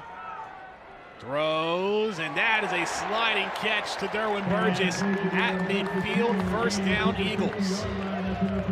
Yeah, this is too easy right here for Georgia Southern. Anytime he has this one-on-one coverage out here, the ball's coming.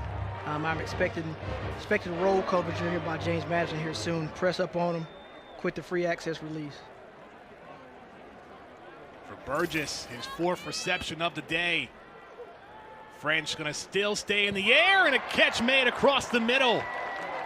Another 1st down, and this time it's Bo Johnson with his 6th reception this season. Yeah, Georgia Southern hitting their stride right here. It's French with the ball fake. He looks to 1, 2, 3. He comes all the way back across the field. Great quarterback play right there. While the Dukes have struggled to get in sync, this is a fluid offense from Georgia Southern here to start the 2nd half. Yeah, Georgia Southern presents many problems with the formations that these guys have, and they always have a lot of motion on, which makes you have to defend more of the field. Following a gain of 11, French scrambles out the pocket and will wisely slide at the 32. Yeah, definitely getting down is a great play for him. Trying to stay healthy, you want to make it through the game, especially after last week, but he's using his feet to create plays as well. He's on rhythm right now. The one unique thing we learned from head coach Clay Helton when French went down the 4th quarter, French was actually cleared to come back in that final drive, but elected to stick with Dexter Williams as French fakes the pitch out, and he goes down They have gotten back to the line of scrimmage, but that just shows how much Clay Helton trusted Dexter Williams in that second half to come in and lead the charge. Yes, Coach Helton always felt like he had two quarterbacks that could play. Actually, three quarterbacks he felt could play. Dex just happened to come in and have the hot hand, so there's no need to take him out. But he said he had total confidence in either guy at the quarterback position.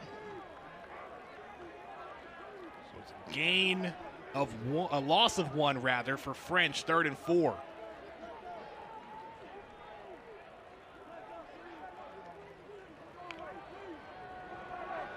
French throws, has Terrence Gibbs. His first reception of the day, tackled by Jacob Dobbs. Big tackle right there, because he misses that tackle. I think he's off to the races. Again, Georgia Southern has motion on the play to create a confusion for the defense.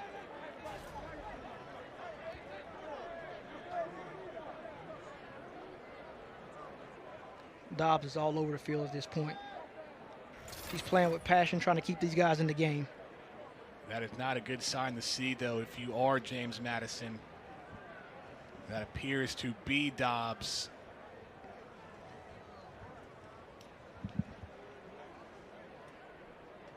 We will take a break here on ESPN Plus while the trainers check on Dobbs.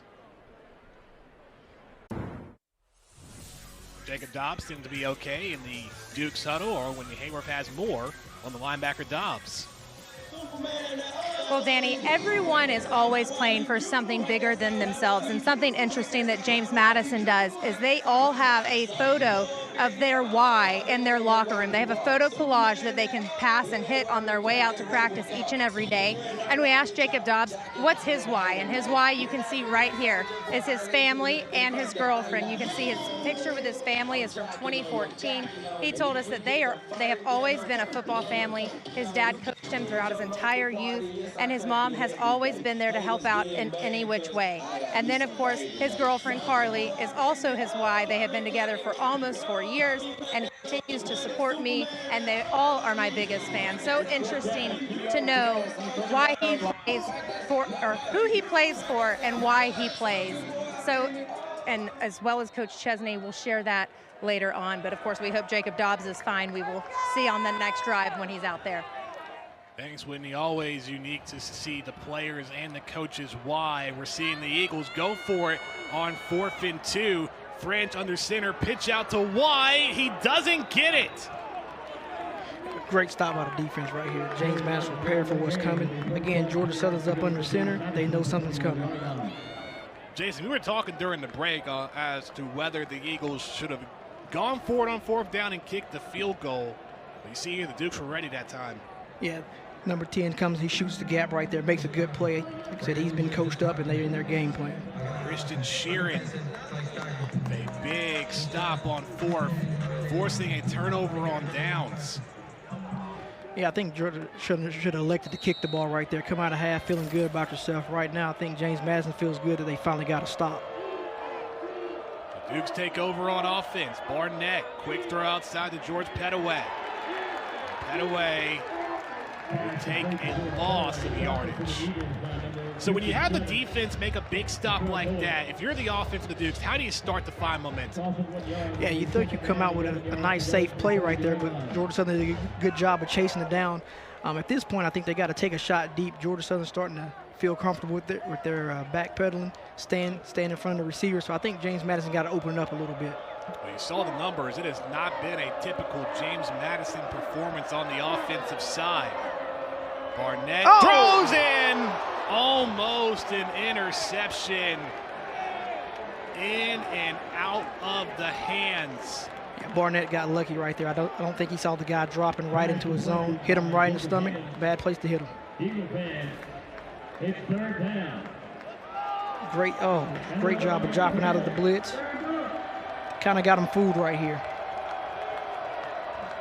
It was right in the basket of MJ Stroud. Couldn't hang on. Brings up 3rd and 11. 3rd downs has been a challenge for the Dukes. 2 of 9. Yeah, it's getting loud in the stadium right here, James Madison. Barnett throws deep. Incomplete. Intended for Dylan Williams. And how about the 3-and-out from the Eagles defense following the turnover on downs? Yeah, that defense came out and did their job. I know those defensive coordinators definitely happy about this possession they had. Tight coverage here on the outside. They're not giving up an inch to James Madison. Dukes could not capitalize after a big defensive stop. Ryan Hansen will send this one down the field. Bunkley Shelton lets this one drop. Roll inside the 20 at the 17-yard line. That's where the Eagles will go back on offense, and Josh Dobbs there. Good to see Dobbs back on the field. Eagles back on offense after the break, 21-0 with 8:55 to go in the third for the Eagles. We'll have two Monday Night Football games for you on Monday. Lamar Jackson, Derrick Henry, and the 4-2 Ravens take on Baker Mayfield and the 4-2 Buccaneers at 8 Eastern, 5 Pacific on ABC, ESPN, ESPN Deportes, and ESPN Plus. With Peyton and Eli on ESPN2 and exclusively on ESPN Plus, the Chargers square off against the Cardinals at 9 Eastern, 6 Pacific. So welcome back on ESPN Plus. Georgia Southern a 21-0 lead over James Madison, and there's something about the Eagles playing on October 19th, going 3-1 on this day, and one of those matches being against James Madison back in 1991. Yeah, I know Georgia Southern's looking to continue this trend and get wins on October 19th. Again, also against James Madison. Following the punt by the Dukes, the Eagles start from the 18, but Dinga bouncing outside took a shot. David Bedingo on the run. And that first contact by Chauncey Logan makes it a loss of 2. So if you're Georgia Southern, you have that one hiccup to start the half, turnover on downs, but how do you put that behind you? Yeah, I think they try to get back to running the football, controlling the tempo of the game.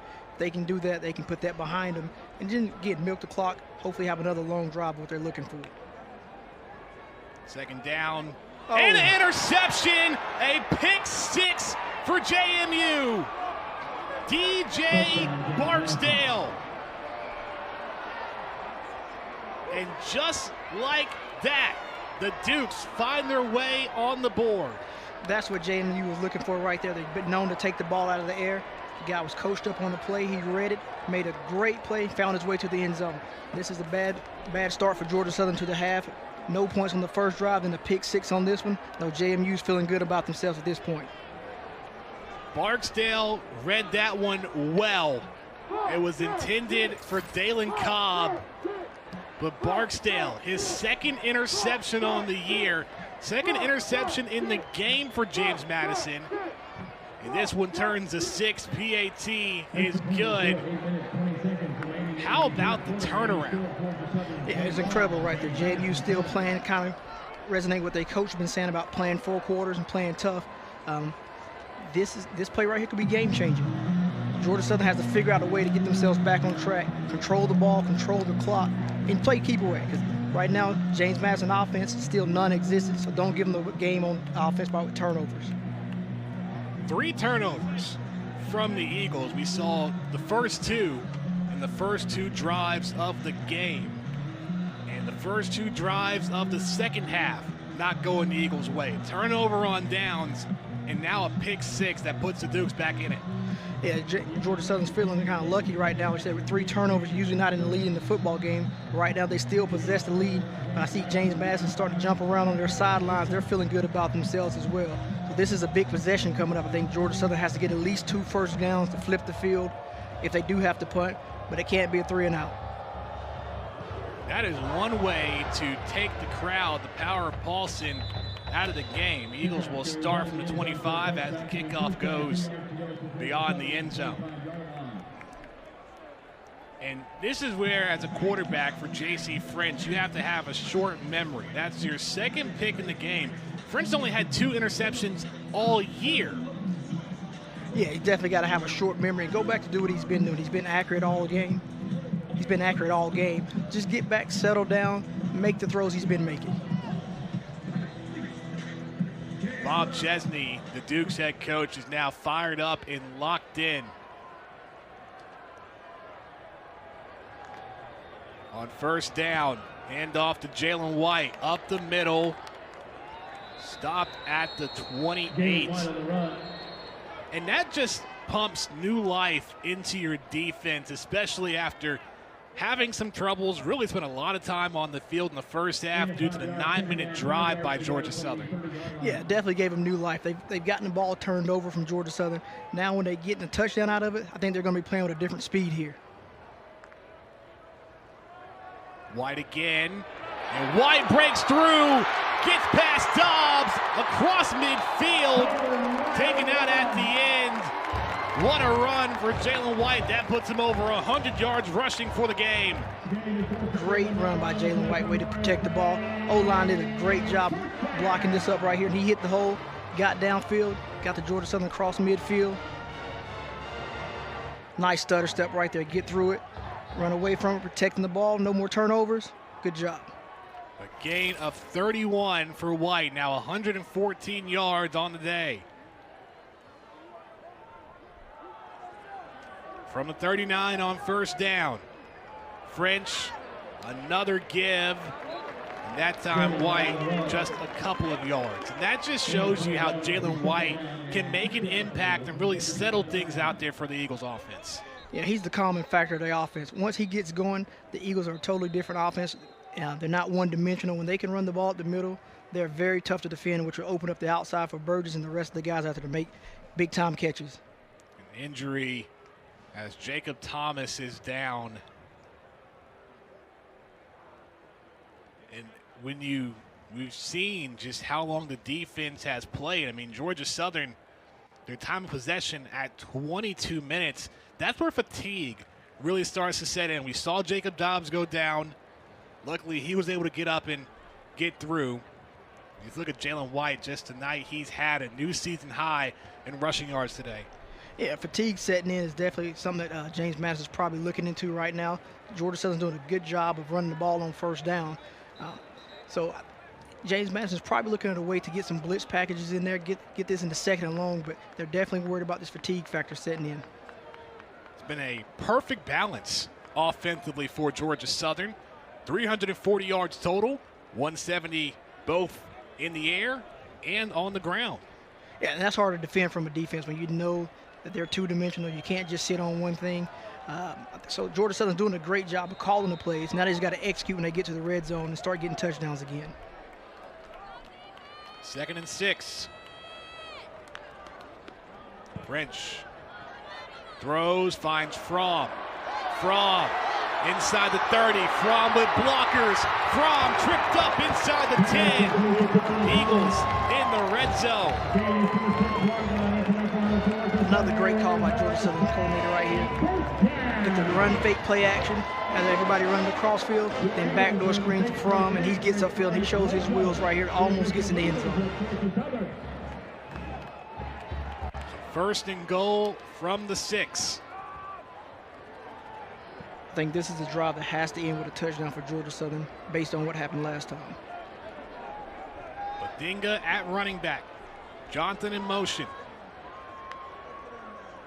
Badinga spins. Tackled at the 4. It's a knife tough run right there. He hits the hole so hard with such speed, he forces the defense to make a tackle. If you arm tackle him, he's getting to the end zone. Under 6 minutes to go in the 3rd. 6th play of the drive.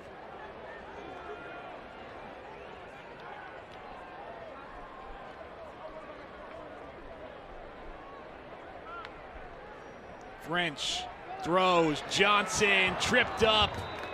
Touchdown saving tackle by Chris Sheeran brings up 3rd and goal. Very good tackle right there. I thought that was going to find a way to the end zone. He got the shoelaces, gave defense a chance. With that being said, James Madison had a pick 6, but they were right back on the field, so they still didn't get much break. And this is definitely wearing on them, so I think they would settle for a 3-point field goal right here. Jalen White back in at running back.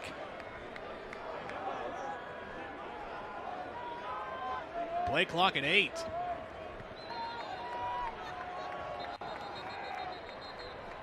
Now a timeout going to be called by the Eagles. Seemed like they just took too much time on the play clock there. It looked like a little undecisive what they wanted to do down here, but coach wants to make sure they get the best play call, trying to get this 1 yard for a touchdown.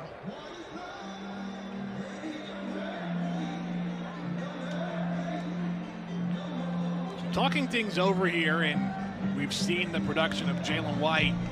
Who do you go to here, Jason? It's got to be White. He's been hitting the hole hard. He's a hard guy to bring down.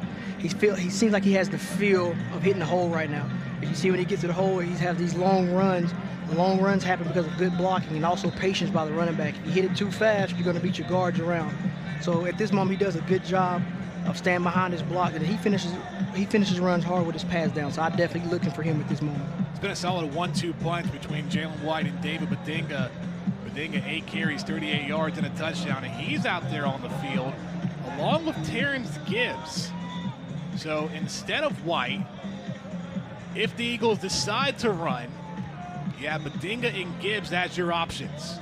Yeah, I think they're about to hike the ball real fast right here. As soon as they come out of the huddle, get it going and try to catch James Madison off beat right here. Out of the Eagles, timeout. 3rd and goal from the 2. French under center. Play action. French throws, end zone, touchdown! Elijah Walton, his first reception for his first career score.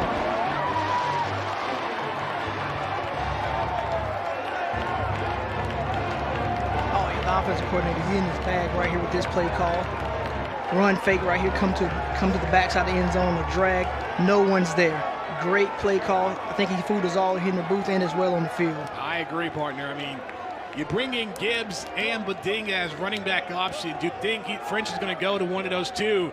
And the way that French sold that play action, Walton was untouched. Nobody was around him in the back of the end zone.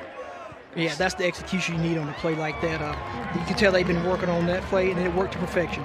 Stewart's PAT is good. 28-7 Eagles here in the 3rd. Nice route right here. Keep his feet in bounds, know where you at. Get you a touchdown right here. Great job of selling the block, and he slips out, slows down. Great job.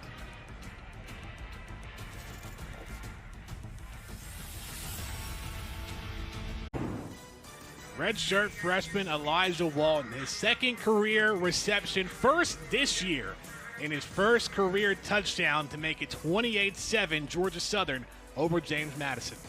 Yeah, that was a great touchdown for him, especially being in the moment that Georgia Southern really needed a score. He come through and deliver for his team.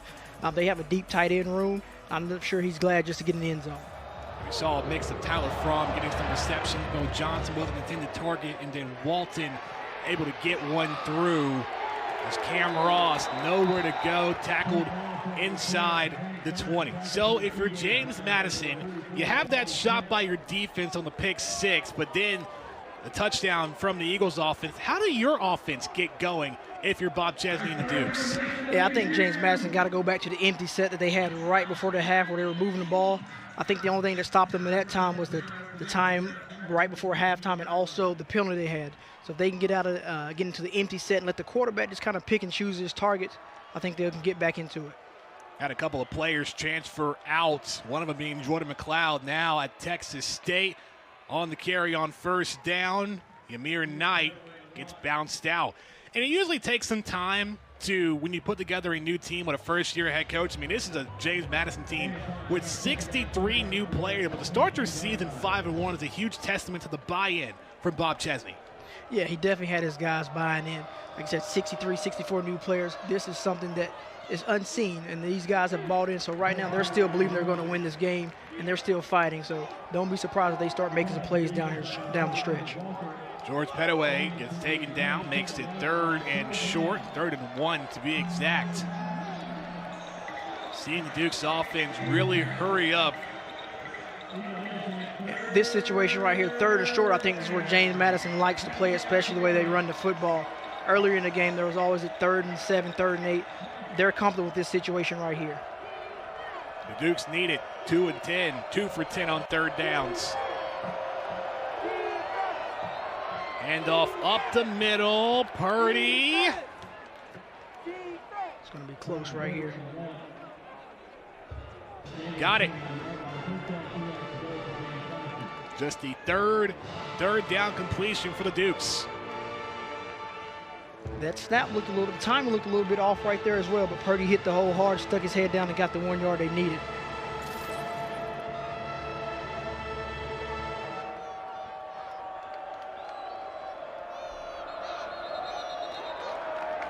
Flag on the play. Number 76, 5-yard penalty, remains first down. False start on Pack McMurdy, the right tackle. Yeah, it just seems like every time James Madison gets a first down. Yeah, every time they get a first down, they shoot themselves with the foot with some kind of penalty, and now they're back behind the chains. Kind of eliminates their run game again. See the penalty yards and the average, and it looks like another penalty for the Dukes. Number 77, 5-yard penalty, still first down. And now it's on the left tackle, Jesse Ramil, the power pulsing coming alive. Yeah, I definitely think the stadium noise is starting to get to these guys right here. They just got to concentrate and focus in to get this ball snapped and get back on track.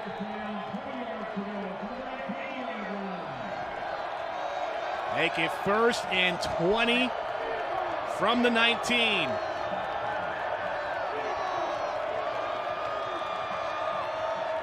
Barnett, quick throw, pass caught to Dollison. Dollison fighting for extra yards, and he gets those 10 yards right back for JMU. A good drive start again to catch a short pass, but I love how Georgia Southern's running to the football, putting hats on it, getting the guy to the ground. Way to swarm. 10 yards, second down, 10 yards to go for a 29-yard line.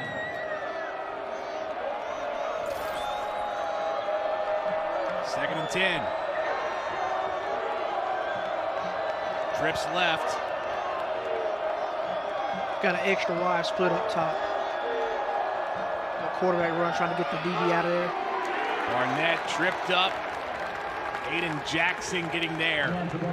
I think this is the first intentional run we've seen from the quarterback all day, I believe. I hadn't seen it much. It is. I think right now James Madison trying to find any way to generate some offense. So they may be leaning on the quarterback legs a little bit right here.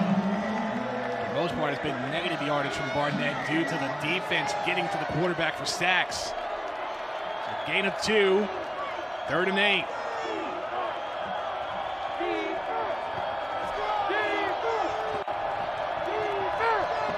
Barnett, good protection. Pass caught on the outside by Ross. First down, Dukes. It's a very good route ran by Ross at the top. Got in, got out of his break. The ball was on time. Barnett takes his 3 steps, delivers the ball. Nice hands, keeps the ball away from the body, gets it in bounds. Approaching the final minute of the 3rd quarter.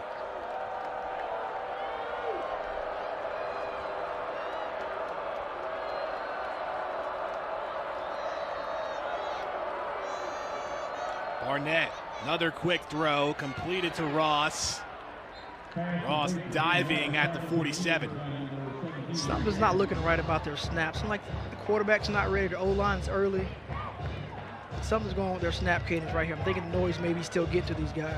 We did see those troubles in the 1st quarter for the Dukes. 2nd and 3, Barnett, plenty of time. Throws it away. Good pressure right there by the D-line. Everybody stayed home. And a good throwaway by Barnett. Didn't make a bad play worse. I think James Madison really needs a first down right here. I don't think their defense can come back on the field. They've been on the field all day, so this is a huge play right here. The Georgia Southern fans are live and they're loud.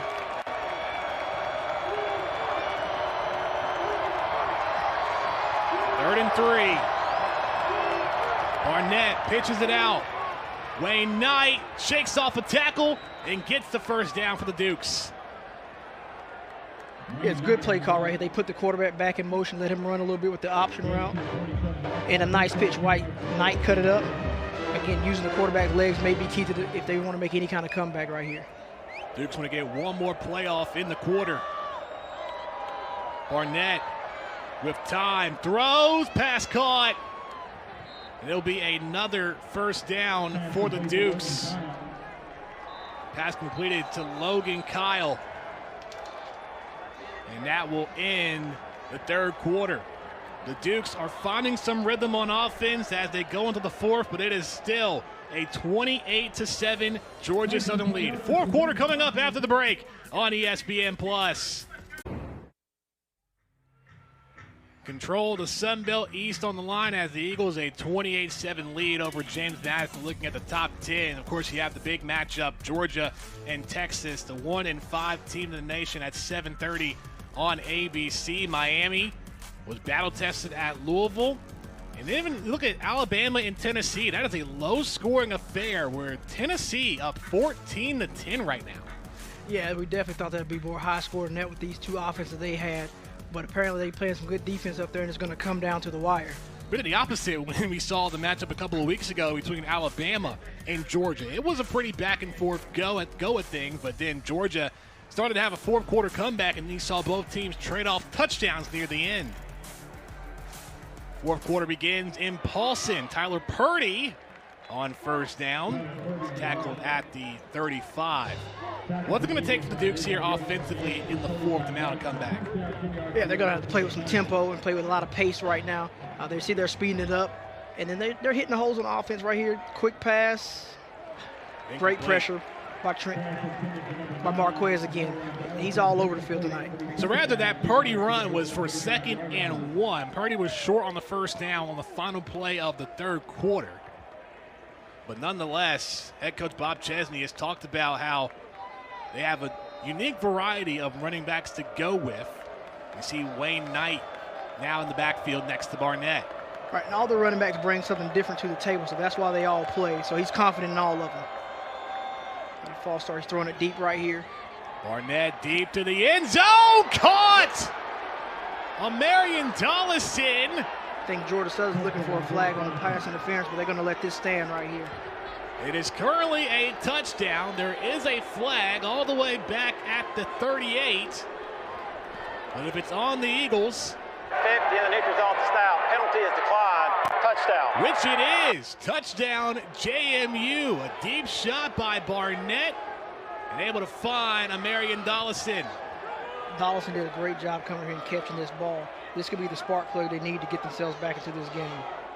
Well, that is the shot that JMU indeed needed. 35 yards from Barnett to Dollison. Dollison's fourth touchdown on the year.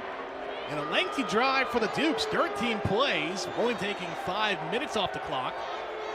Yeah, this is the best drive they had by far. 13 plays. That means they got a lot of first downs on this drive. So they're starting to feel a little bit more confident.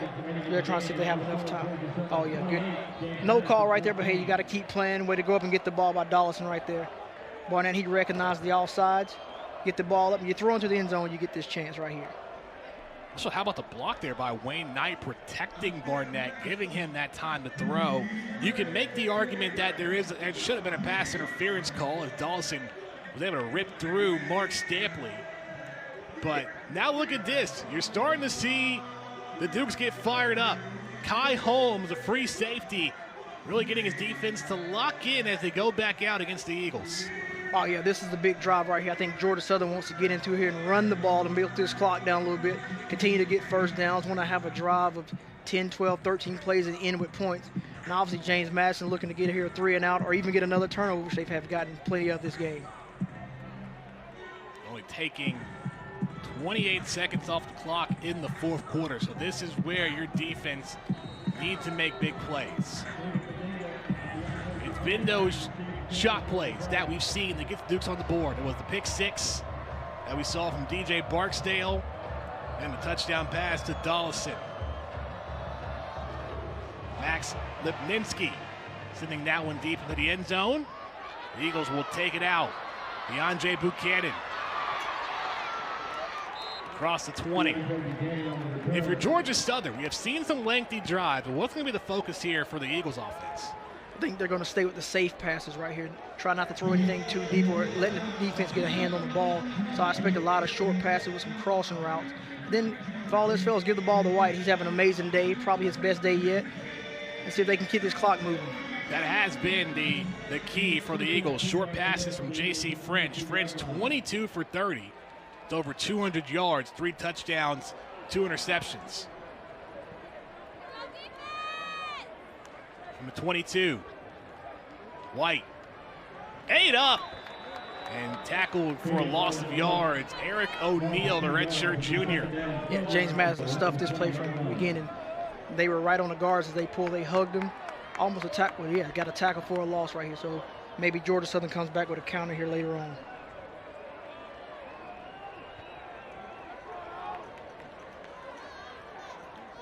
A loss of 2. 2nd and 12. French throws to Burgess. Burgess taken down quickly by Terrence Spence. Yeah, that's always a safe option to go with. Throw it out to Burgess. He's going to make a play. We've got a third and 7, 3rd and 8. I think this is what James Madison is looking to have Georgia Southern at all game. If they can get off the field right here, this game's going to get real interesting.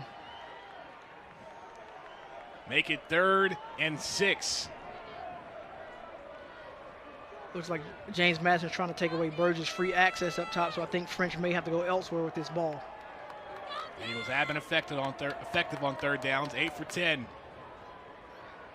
French throws, caught by Dallas at the 30, but will be short of a 1st down, but for progress, they're going to give it to him. Gave it to him. That's a big-time catch right there. Get those hands out there and go and make this catch. Great pass, great catch. That is literally inches ahead. That will give the Eagles a much-needed 1st down. I think it goes back to the first quarter. We talk about how JC's comfortable throwing to his partner right here.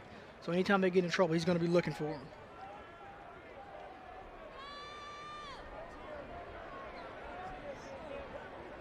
From the 33, play action. French takes a deep shot, intercepted. Jacob Thomas picks it off, his 3rd interception on the year. And the defense for the Dukes stepping up. Oh, yes, this is what James Madison needed right here. I think they're feeling themselves right now. This is probably their 4th turnover they've gotten. So now Georgia Southern defense has to come out and make a play. That is French's 3rd interception on the night. The Dukes defense stepping up. That's 4 turnovers overall for Georgia Southern. The Dukes back on offense when we come back. This game is not over yet. Under 12 and a half to go. Dukes down by 14 on ESPN+. And rather, we're going to stick with the action right here. Georgia Southern got to be expecting a deep shot right here from James Madison. They're feeling themselves. Got press coverage down here. Oh, they stick it in there. Good run. Hand off. How about Petaway? Petaway keeps his feet running. He's the hard running back to bring down. He's hitting the hole very hard. Rather, Wayne Knight on the carry, but still. Yeah, Knight. Oh, I'm sorry. Wayne Knight he's hitting the hole very hard. His feet don't stop. He's got contacted with the 4 to 5 and ends up with a 7-yard gain.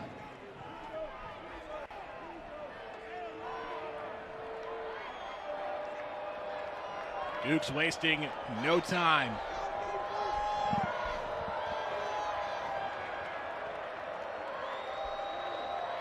Barnett, pitch out to Wayne Knight. Knight runs into a hole. He's able to spin out of it, but my goodness, the Eagles defense was there. DeAndre Morris on the tackle. Look at the quarterback comparison that we've seen between Barnett and J.C. French. Yeah, both of them started off very well. Barnett started off very slow, but he seemed like he's heating up. He's finding his rhythm. French is starting to turn the ball over a little bit. He's getting some little pressure in his face, so I think Georgia Southern can help him out with some easier throws here. Big play right here on 3rd down. I think that the Eagles are going to try to bring a little bit of heat. 3rd and 3. Barnett, pressure coming. Barnett can't spin out of it. DeAndre Morris with the sack.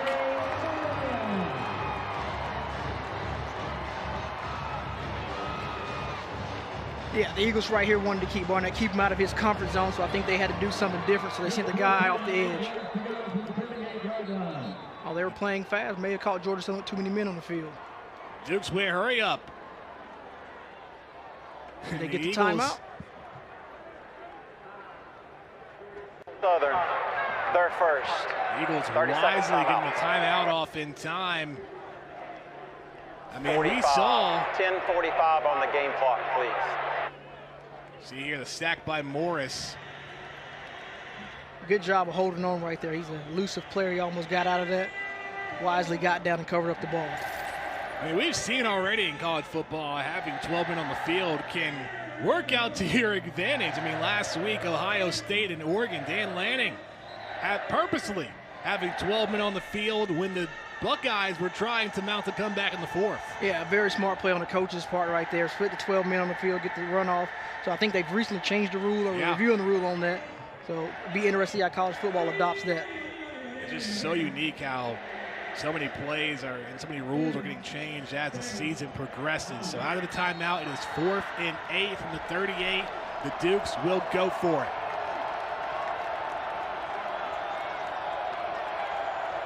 I think Georgia Southern's going to sit back and play the sticks right here on this one. Barnett with time throws near side, pass caught, and the second hit will keep the Dukes behind. Pass was caught by Taylor Thompson, but the effort from Georgia Southern's Aiden Jackson with a turnover on downs. Eagles back on offense when we come back after the break. 28-14, Georgia Southern.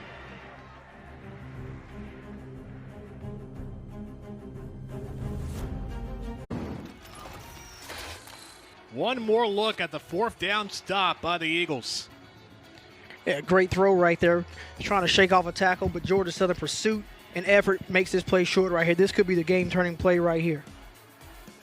Give credit to Aiden Jackson for hanging on after the catch made by Taylor Thompson, and then Marquez Watson Trent, the captain of the defense, making a statement on that hit. He's everywhere. He embodies what Georgia Southern is, and you can see from his effort how their defense is going to play all game. So Eagles offense back out on the field. Eagles will start from the 33.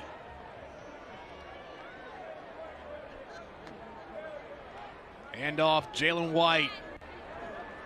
Taken down at the 36. Jason, you were talking during the break and how the Eagles have to run the ball here, given that the Dukes have put up 4 turnovers, 3 of them by interceptions. Right, it's the reason why James Madison leads the nation in takeaways. I mean, their defense and their secondary is really some ball hawks. Right now, if I'm Georgia Southern, I'd definitely keep it out of the air. Or if I am going to put it in there, it's going to be something short or safe as a screen. But right now, I think Georgia Southern has to establish the run game and let this clock run down a little bit. And the run game has really elevated compared to the season average, 174 yards tonight. After a gain of 3 from White. White carries again up the middle. Will be short of the first down. Yeah, he's just short, but what we just spoke about, they're running the football right now, going to make James Madison actually play tackle football. You put the ball in there, you give them the advantage. So right here, I would expect to see another run, maybe straight ahead without the guards pulling, because James Madison's hugging the guards very closely right here. Or French could pull this ball out and he can get a first down with his own 2 feet. 3rd and 2. White still in a running back. French handoff to White. White fighting, but won't get the first. That is a big 3 and out for the Dukes defense. How about that? Yeah, they stood up right here and got the stop they needed. It's going to be interesting to see if Georgia Southern tries to quarterback sneak this thing, but James Madison defense, they're still playing. They're trying to keep their team in this. It's 4th and short. I'm going to say it one more time. What would you do, Jason? In this position right here, I think I just go in under center, quit trying to do a quick play, quarterback sneak, get the half a yard, keep the ball, and try to run another 3 or 4 minutes off this clock. Neither side is converted on 4th down.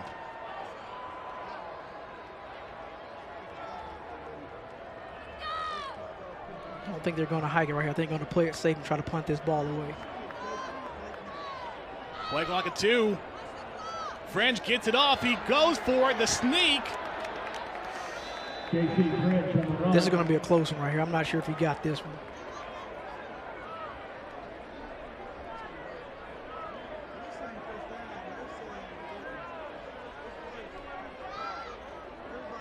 I think he got it.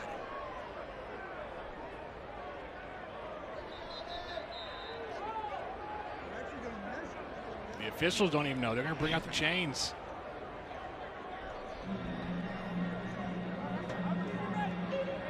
This could be the play of the game right here.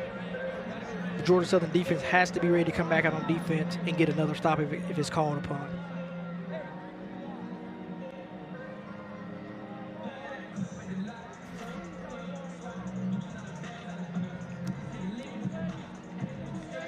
It's hard to unpile all the bodies right there.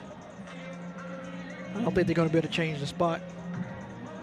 But that was the right play. That was you, right? Quarterback sneak out the middle. Definitely. I definitely want to get a quarterback. It looks like he got it right here, too. So it's definitely the right play for him, too.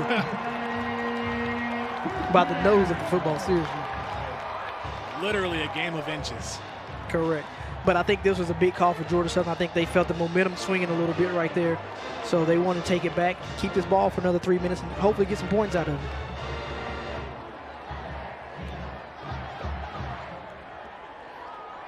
So following the quarterback sneak on 4th and 1, the drive continues for Georgia Southern. Clock winding down, 8 minutes to play in the game.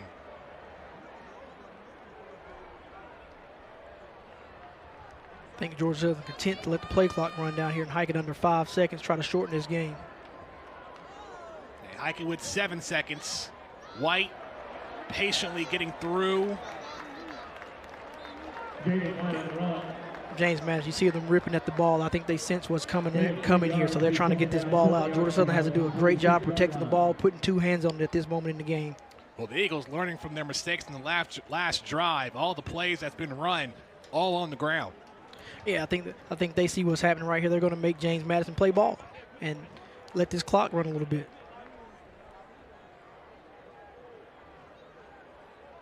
They're a gain of 3 from White.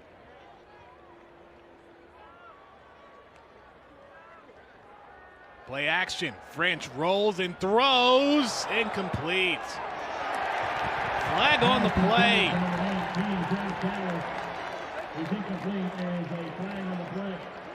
I think they got him a little hold when he broke at the top of his route. I think he grabbed the receiver just enough for the referee to throw the flag right here. See what Scott Broadway says. Pass interference. Defense, number 32, spot foul. Automatic first down. Pass interference on DJ Barksdale. Run fake. He comes out here.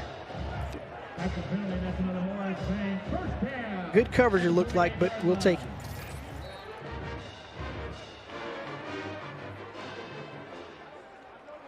I'd be surprised if the ball goes in the air again. James Madison, they're draped over the receivers right now. You're looking over at you. You were a bit shocked that the Eagles decided to pass. Yeah, they've been having success on the run game, and White's been doing his thing. I think you just keep the ball on the ground and get yourself into 3rd and short situations. Again, another good run on 1st down, 3 or 4 yards.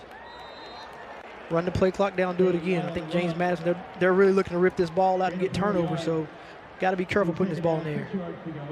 That was the 21st carry for Jalen White, a gain of 4.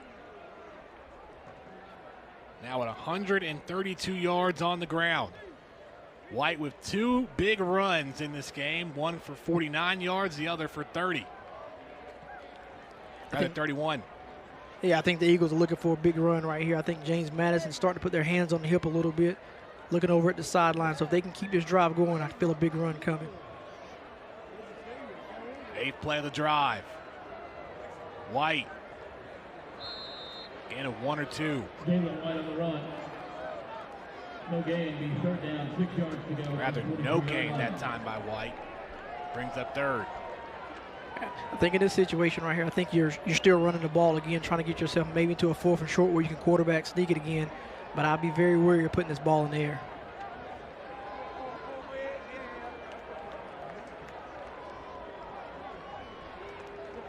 Regardless, the Eagles still highly efficient on 3rd downs. 9 for 12. 3rd and 6. White stopped. Yeah, JMU defense has really stepped on this possession right here. Kept their team in the game, gave them a chance to come back and get in the game.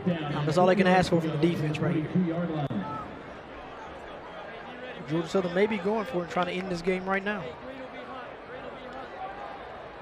I understand the thought of it, but with it being 4th and 4, I think you just rely on your punt team to put the ball deep and put JMU in a tough position on offense.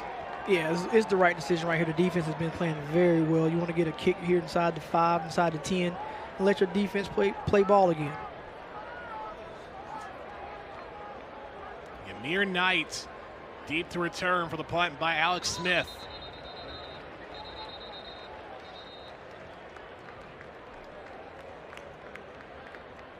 Delay of the game, kicking team, 5-yard penalty, remains 4th down.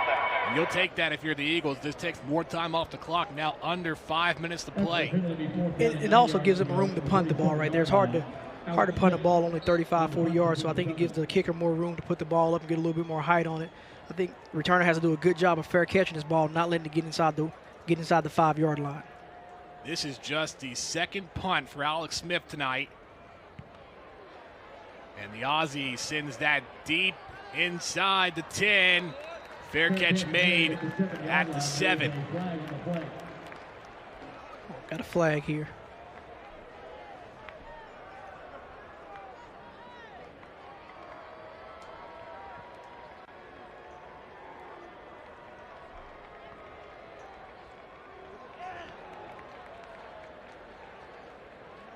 Gonna go on JMU.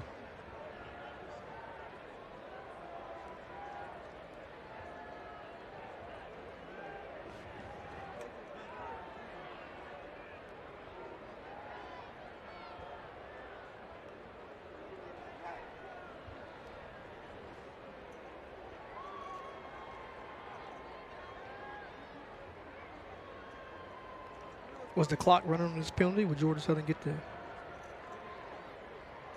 It'd be 30 more seconds on the play clock. Let's see.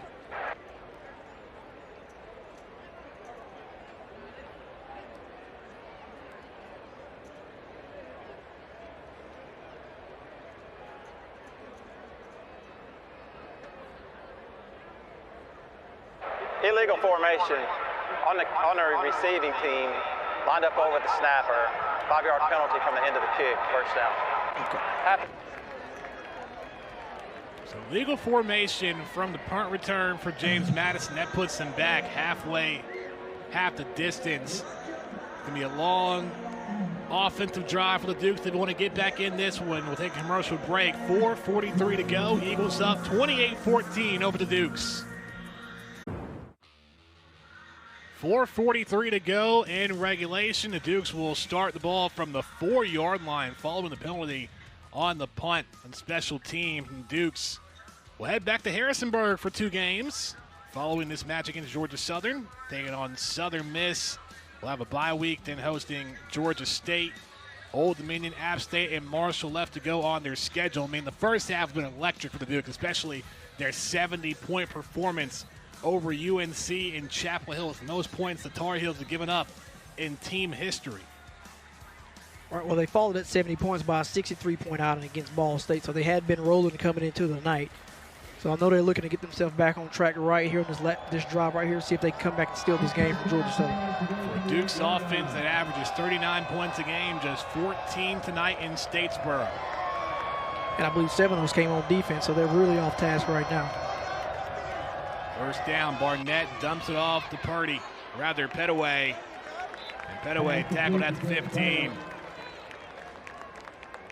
Looks like they're about to go to no huddle, just call the plays, keep it clean so they can get these plays off quicker. And rather, instead of enforcing the penalty, the Duke started from the 8-yard line.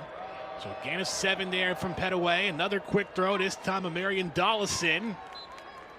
First down, Dukes. And under 5 minutes to go, just 2 timeouts. You want to go high tempo here. Yeah, I think Georgia Southern is comfortable letting them catch the 5-yard hitch route, but I think James Madison looking to have one of their dynamic receivers make somebody miss, but Georgia Southern's doing a great job of tackling the outside leg right here. Handoff, Petaway up the middle, was stopped. Deshaun Davis there near the end. And I think Georgia Southern content with this right here. If they want to put the ball on the ground, they're going to let them. think they got to take a shot at some point, try to get in the end zone before that 2-minute mark. Barnett with time. Near side, pass caught. Another first down. Taylor Thompson, the reception.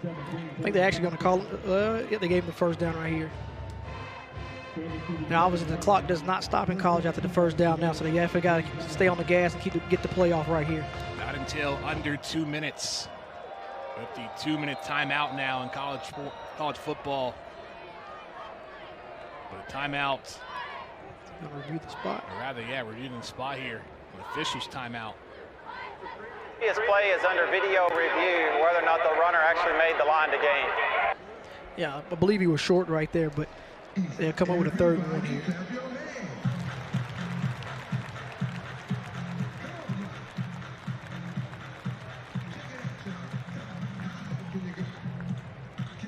You have Barnett having word with the officials, but the fans staying and having a great time in Paulson Stadium for homecoming. Oh, yeah, it's homecoming night. They're going to party it up tonight. They're going to try to see the Eagles get this victory, then they're going to enjoy the rest of the night. So they're definitely here to the end. You were always in favor of having homecoming matches during the day, were you? 100%. You know, you want to get a win in the daytime, and you get to go party it up at nighttime. One of the great experiences about college is getting a win on a Saturday night and getting out there and being able to enjoy it with your teammates. If there is a story you can tell on air about the parties in Statesboro following a win, especially for a homecoming, what were the moments that stood out to you? Well, the story you can tell, the parties last all night. That's the one thing, as you know, the parties last all night. So, but after a loss, though, is definitely a different feeling. You don't want to go out, you want to go home. So that, you know, if we were James Madison, they're about to travel, you want to come home with a win, especially on homecoming, you want to have a win. So winning just cures everything right here. So you see here on the review, the left knee from Taylor Thompson. Also, we're being told that the chains weren't fully stretched out. So that could play a factor into whether it's a first down or not with a commercial break, and we'll have the ruling when we come back.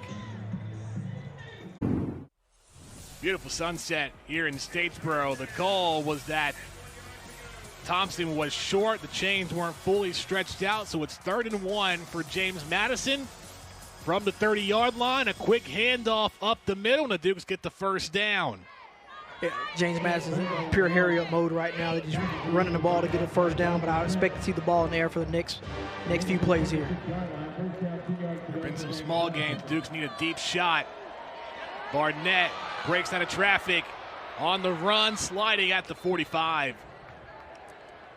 Good job by Barnett to pull it down and get positive yardage.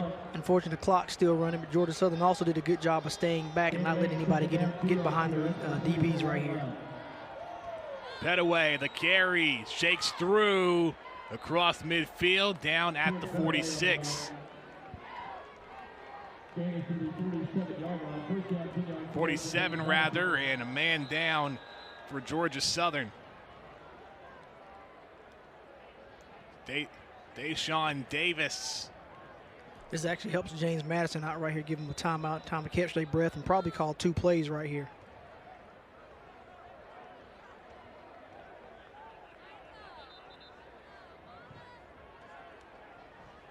The Eagles defense has been banged up throughout the season. There were a couple of players that we were told by head coach Clay Helton that would not play. A couple of secondary members that are out alongside one of the defensive linemen. First down for the Dukes. Barnett scrambles up the middle inside the 40. He goes down. A 2nd and short. Gain it to the 40-yard line, 2nd down, 3 yards to go. I'm trying to hustle up, but it looks like one of the receivers are they're getting lined up here. Here we go. Trying to get one more play before the 2-minute timeout. Barnett, quick throw, Petaway, tackled at the 28. So 1:54 remaining.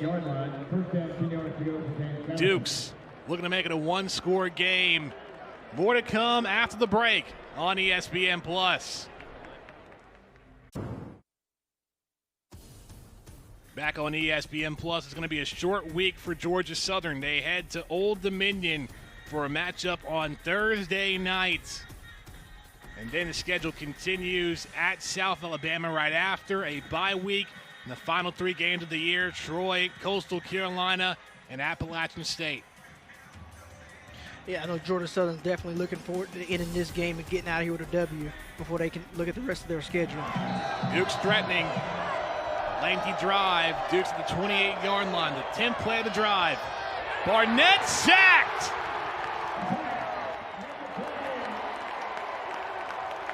Davion Rhodes, first sack on the season, and it's a big one. Yeah, watch this get off right here. Get his hands out, get the arms off of him. Boom, nice job. Oh, rolled up on 76 right here. That's a big sack for Georgia Southern. Definitely throws James Madison off course right here. McMurdy, who got tied up, limping off the field. 2nd and 16 following the sack.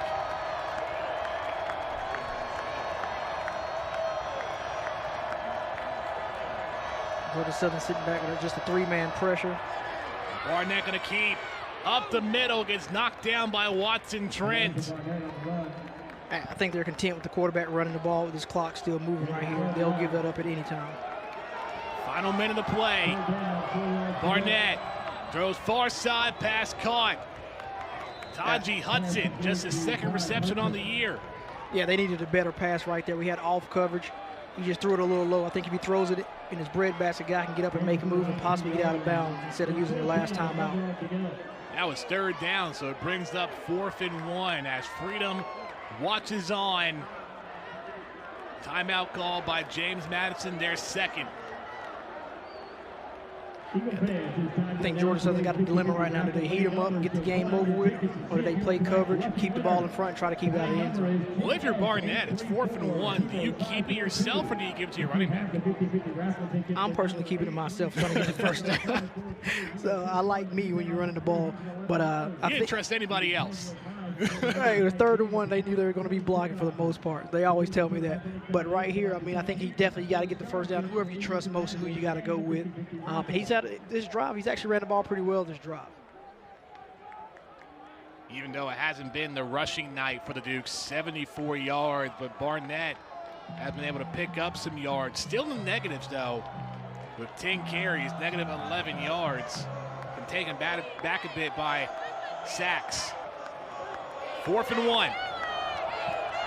Well, they got a bunch set right here, probably trying to run something quick to the flats off the play action. Dukes unsuccessful on 4th downs. 0 for 2. And the receiver here up top has a cut split, so he's probably going to try to go across field. Barnett. Straight handoff. Handoff and a first down as Petaway absorbs contact and keeps the drive going. Time is winding down. Nice effort to get the first down right there. I think Georgia Southern had him stop early, but he made a good job, good effort. Play is called dead.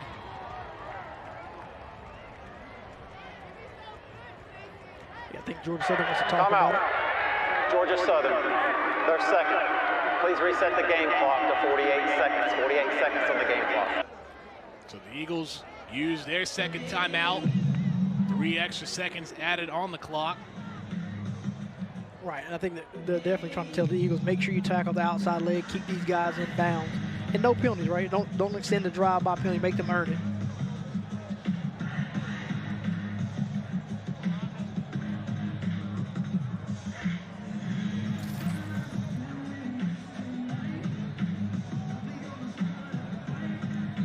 A lot of fans still in attendance, especially on the student side.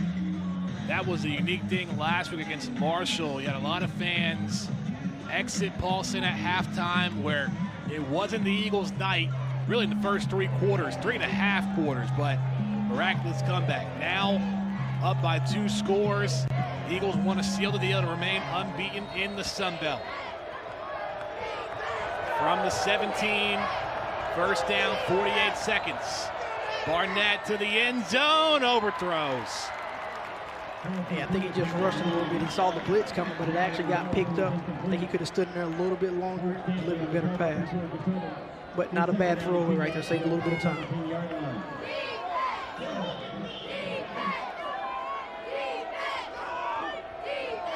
Fewer seconds taken off on that play. Second down. Barnett, pressure coming, end zone, incomplete, but a flag. And I think that's the penalty that I'm sure that Coach Hilton was just talking about. Don't jump off sides, don't extend the drive right there. I think they just did that, gave them a free shot at the end zone. It's going to be 2nd and 5 with 40 seconds left. Number 7 in the neutral zone at the snap. 5-yard penalty. So second down. Offsides on Isaac Walker.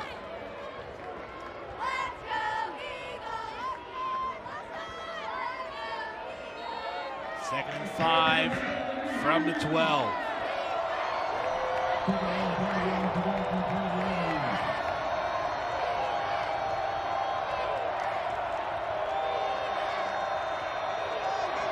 Barnett throws again, and another overthrown pass, that time intended for Thompson.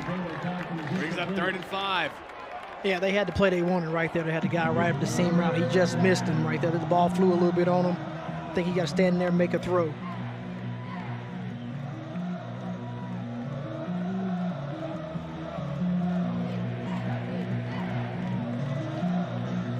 Wouldn't be surprised if they come back with something similar to the play they just ran because he was wide open.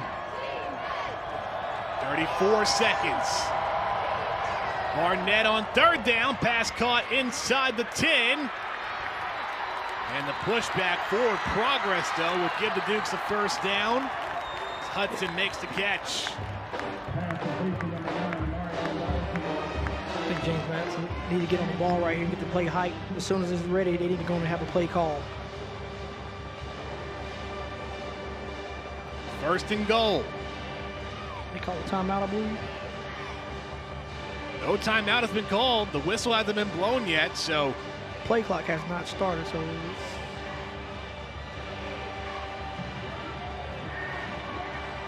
now it seems like a timeout will be called. It's Madison. Their 3rd and final timeout of the game. Dukes will use 30-second their timeout. final timeout of the night.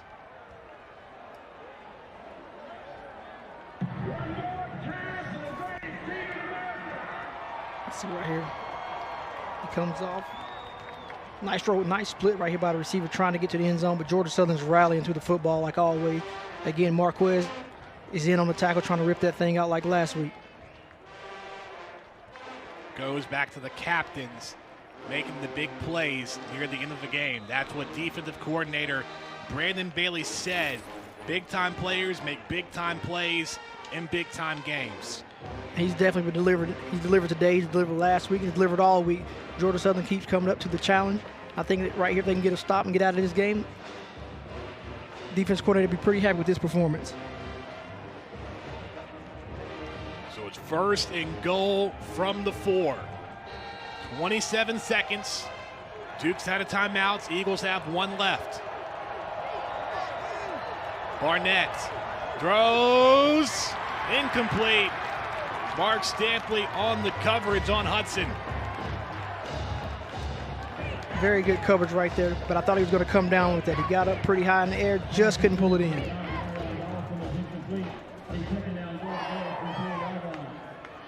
I think they got to go with another quick throw right here, too. It can't be a long developing play. This ball got to get in the end zone pretty much right now.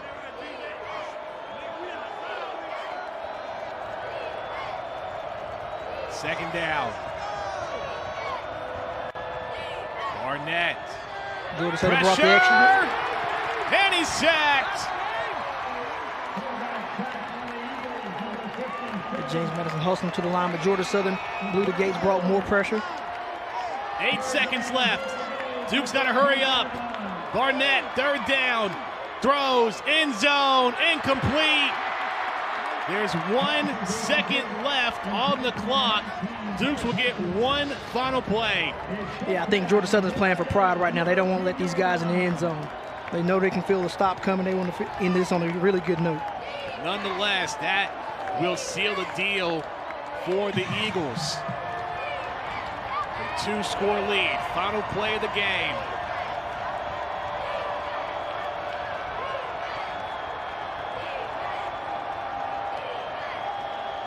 Barnett to the end zone, tipped, and Georgia Southern remains unbeaten in the Sun Belt and take control of the East Division.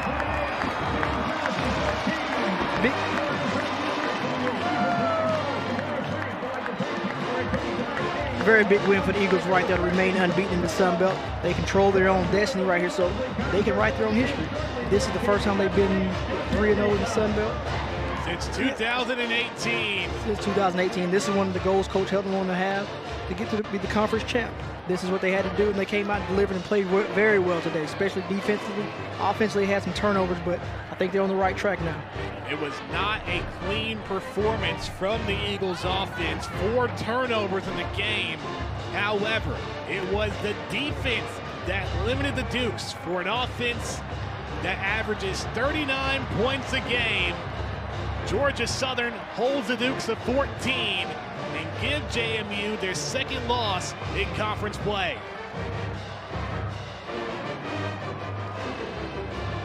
Eagles now 5-2 on the year, 3-0 in the Sun Belt. JMU 5-2, but 1-2 in conference play.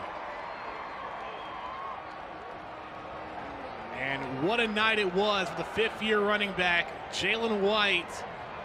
134 yards on the ground and 23 carries. Whitney Hayworth is standing by with White. Well, Danny, you just said it. Jay White, 134 yards, 23 carries on the night. And although you did not end up in the end zone, David Badinga did. So talk about the two of you together and what it means to be a running back. And they freed the 8 tonight.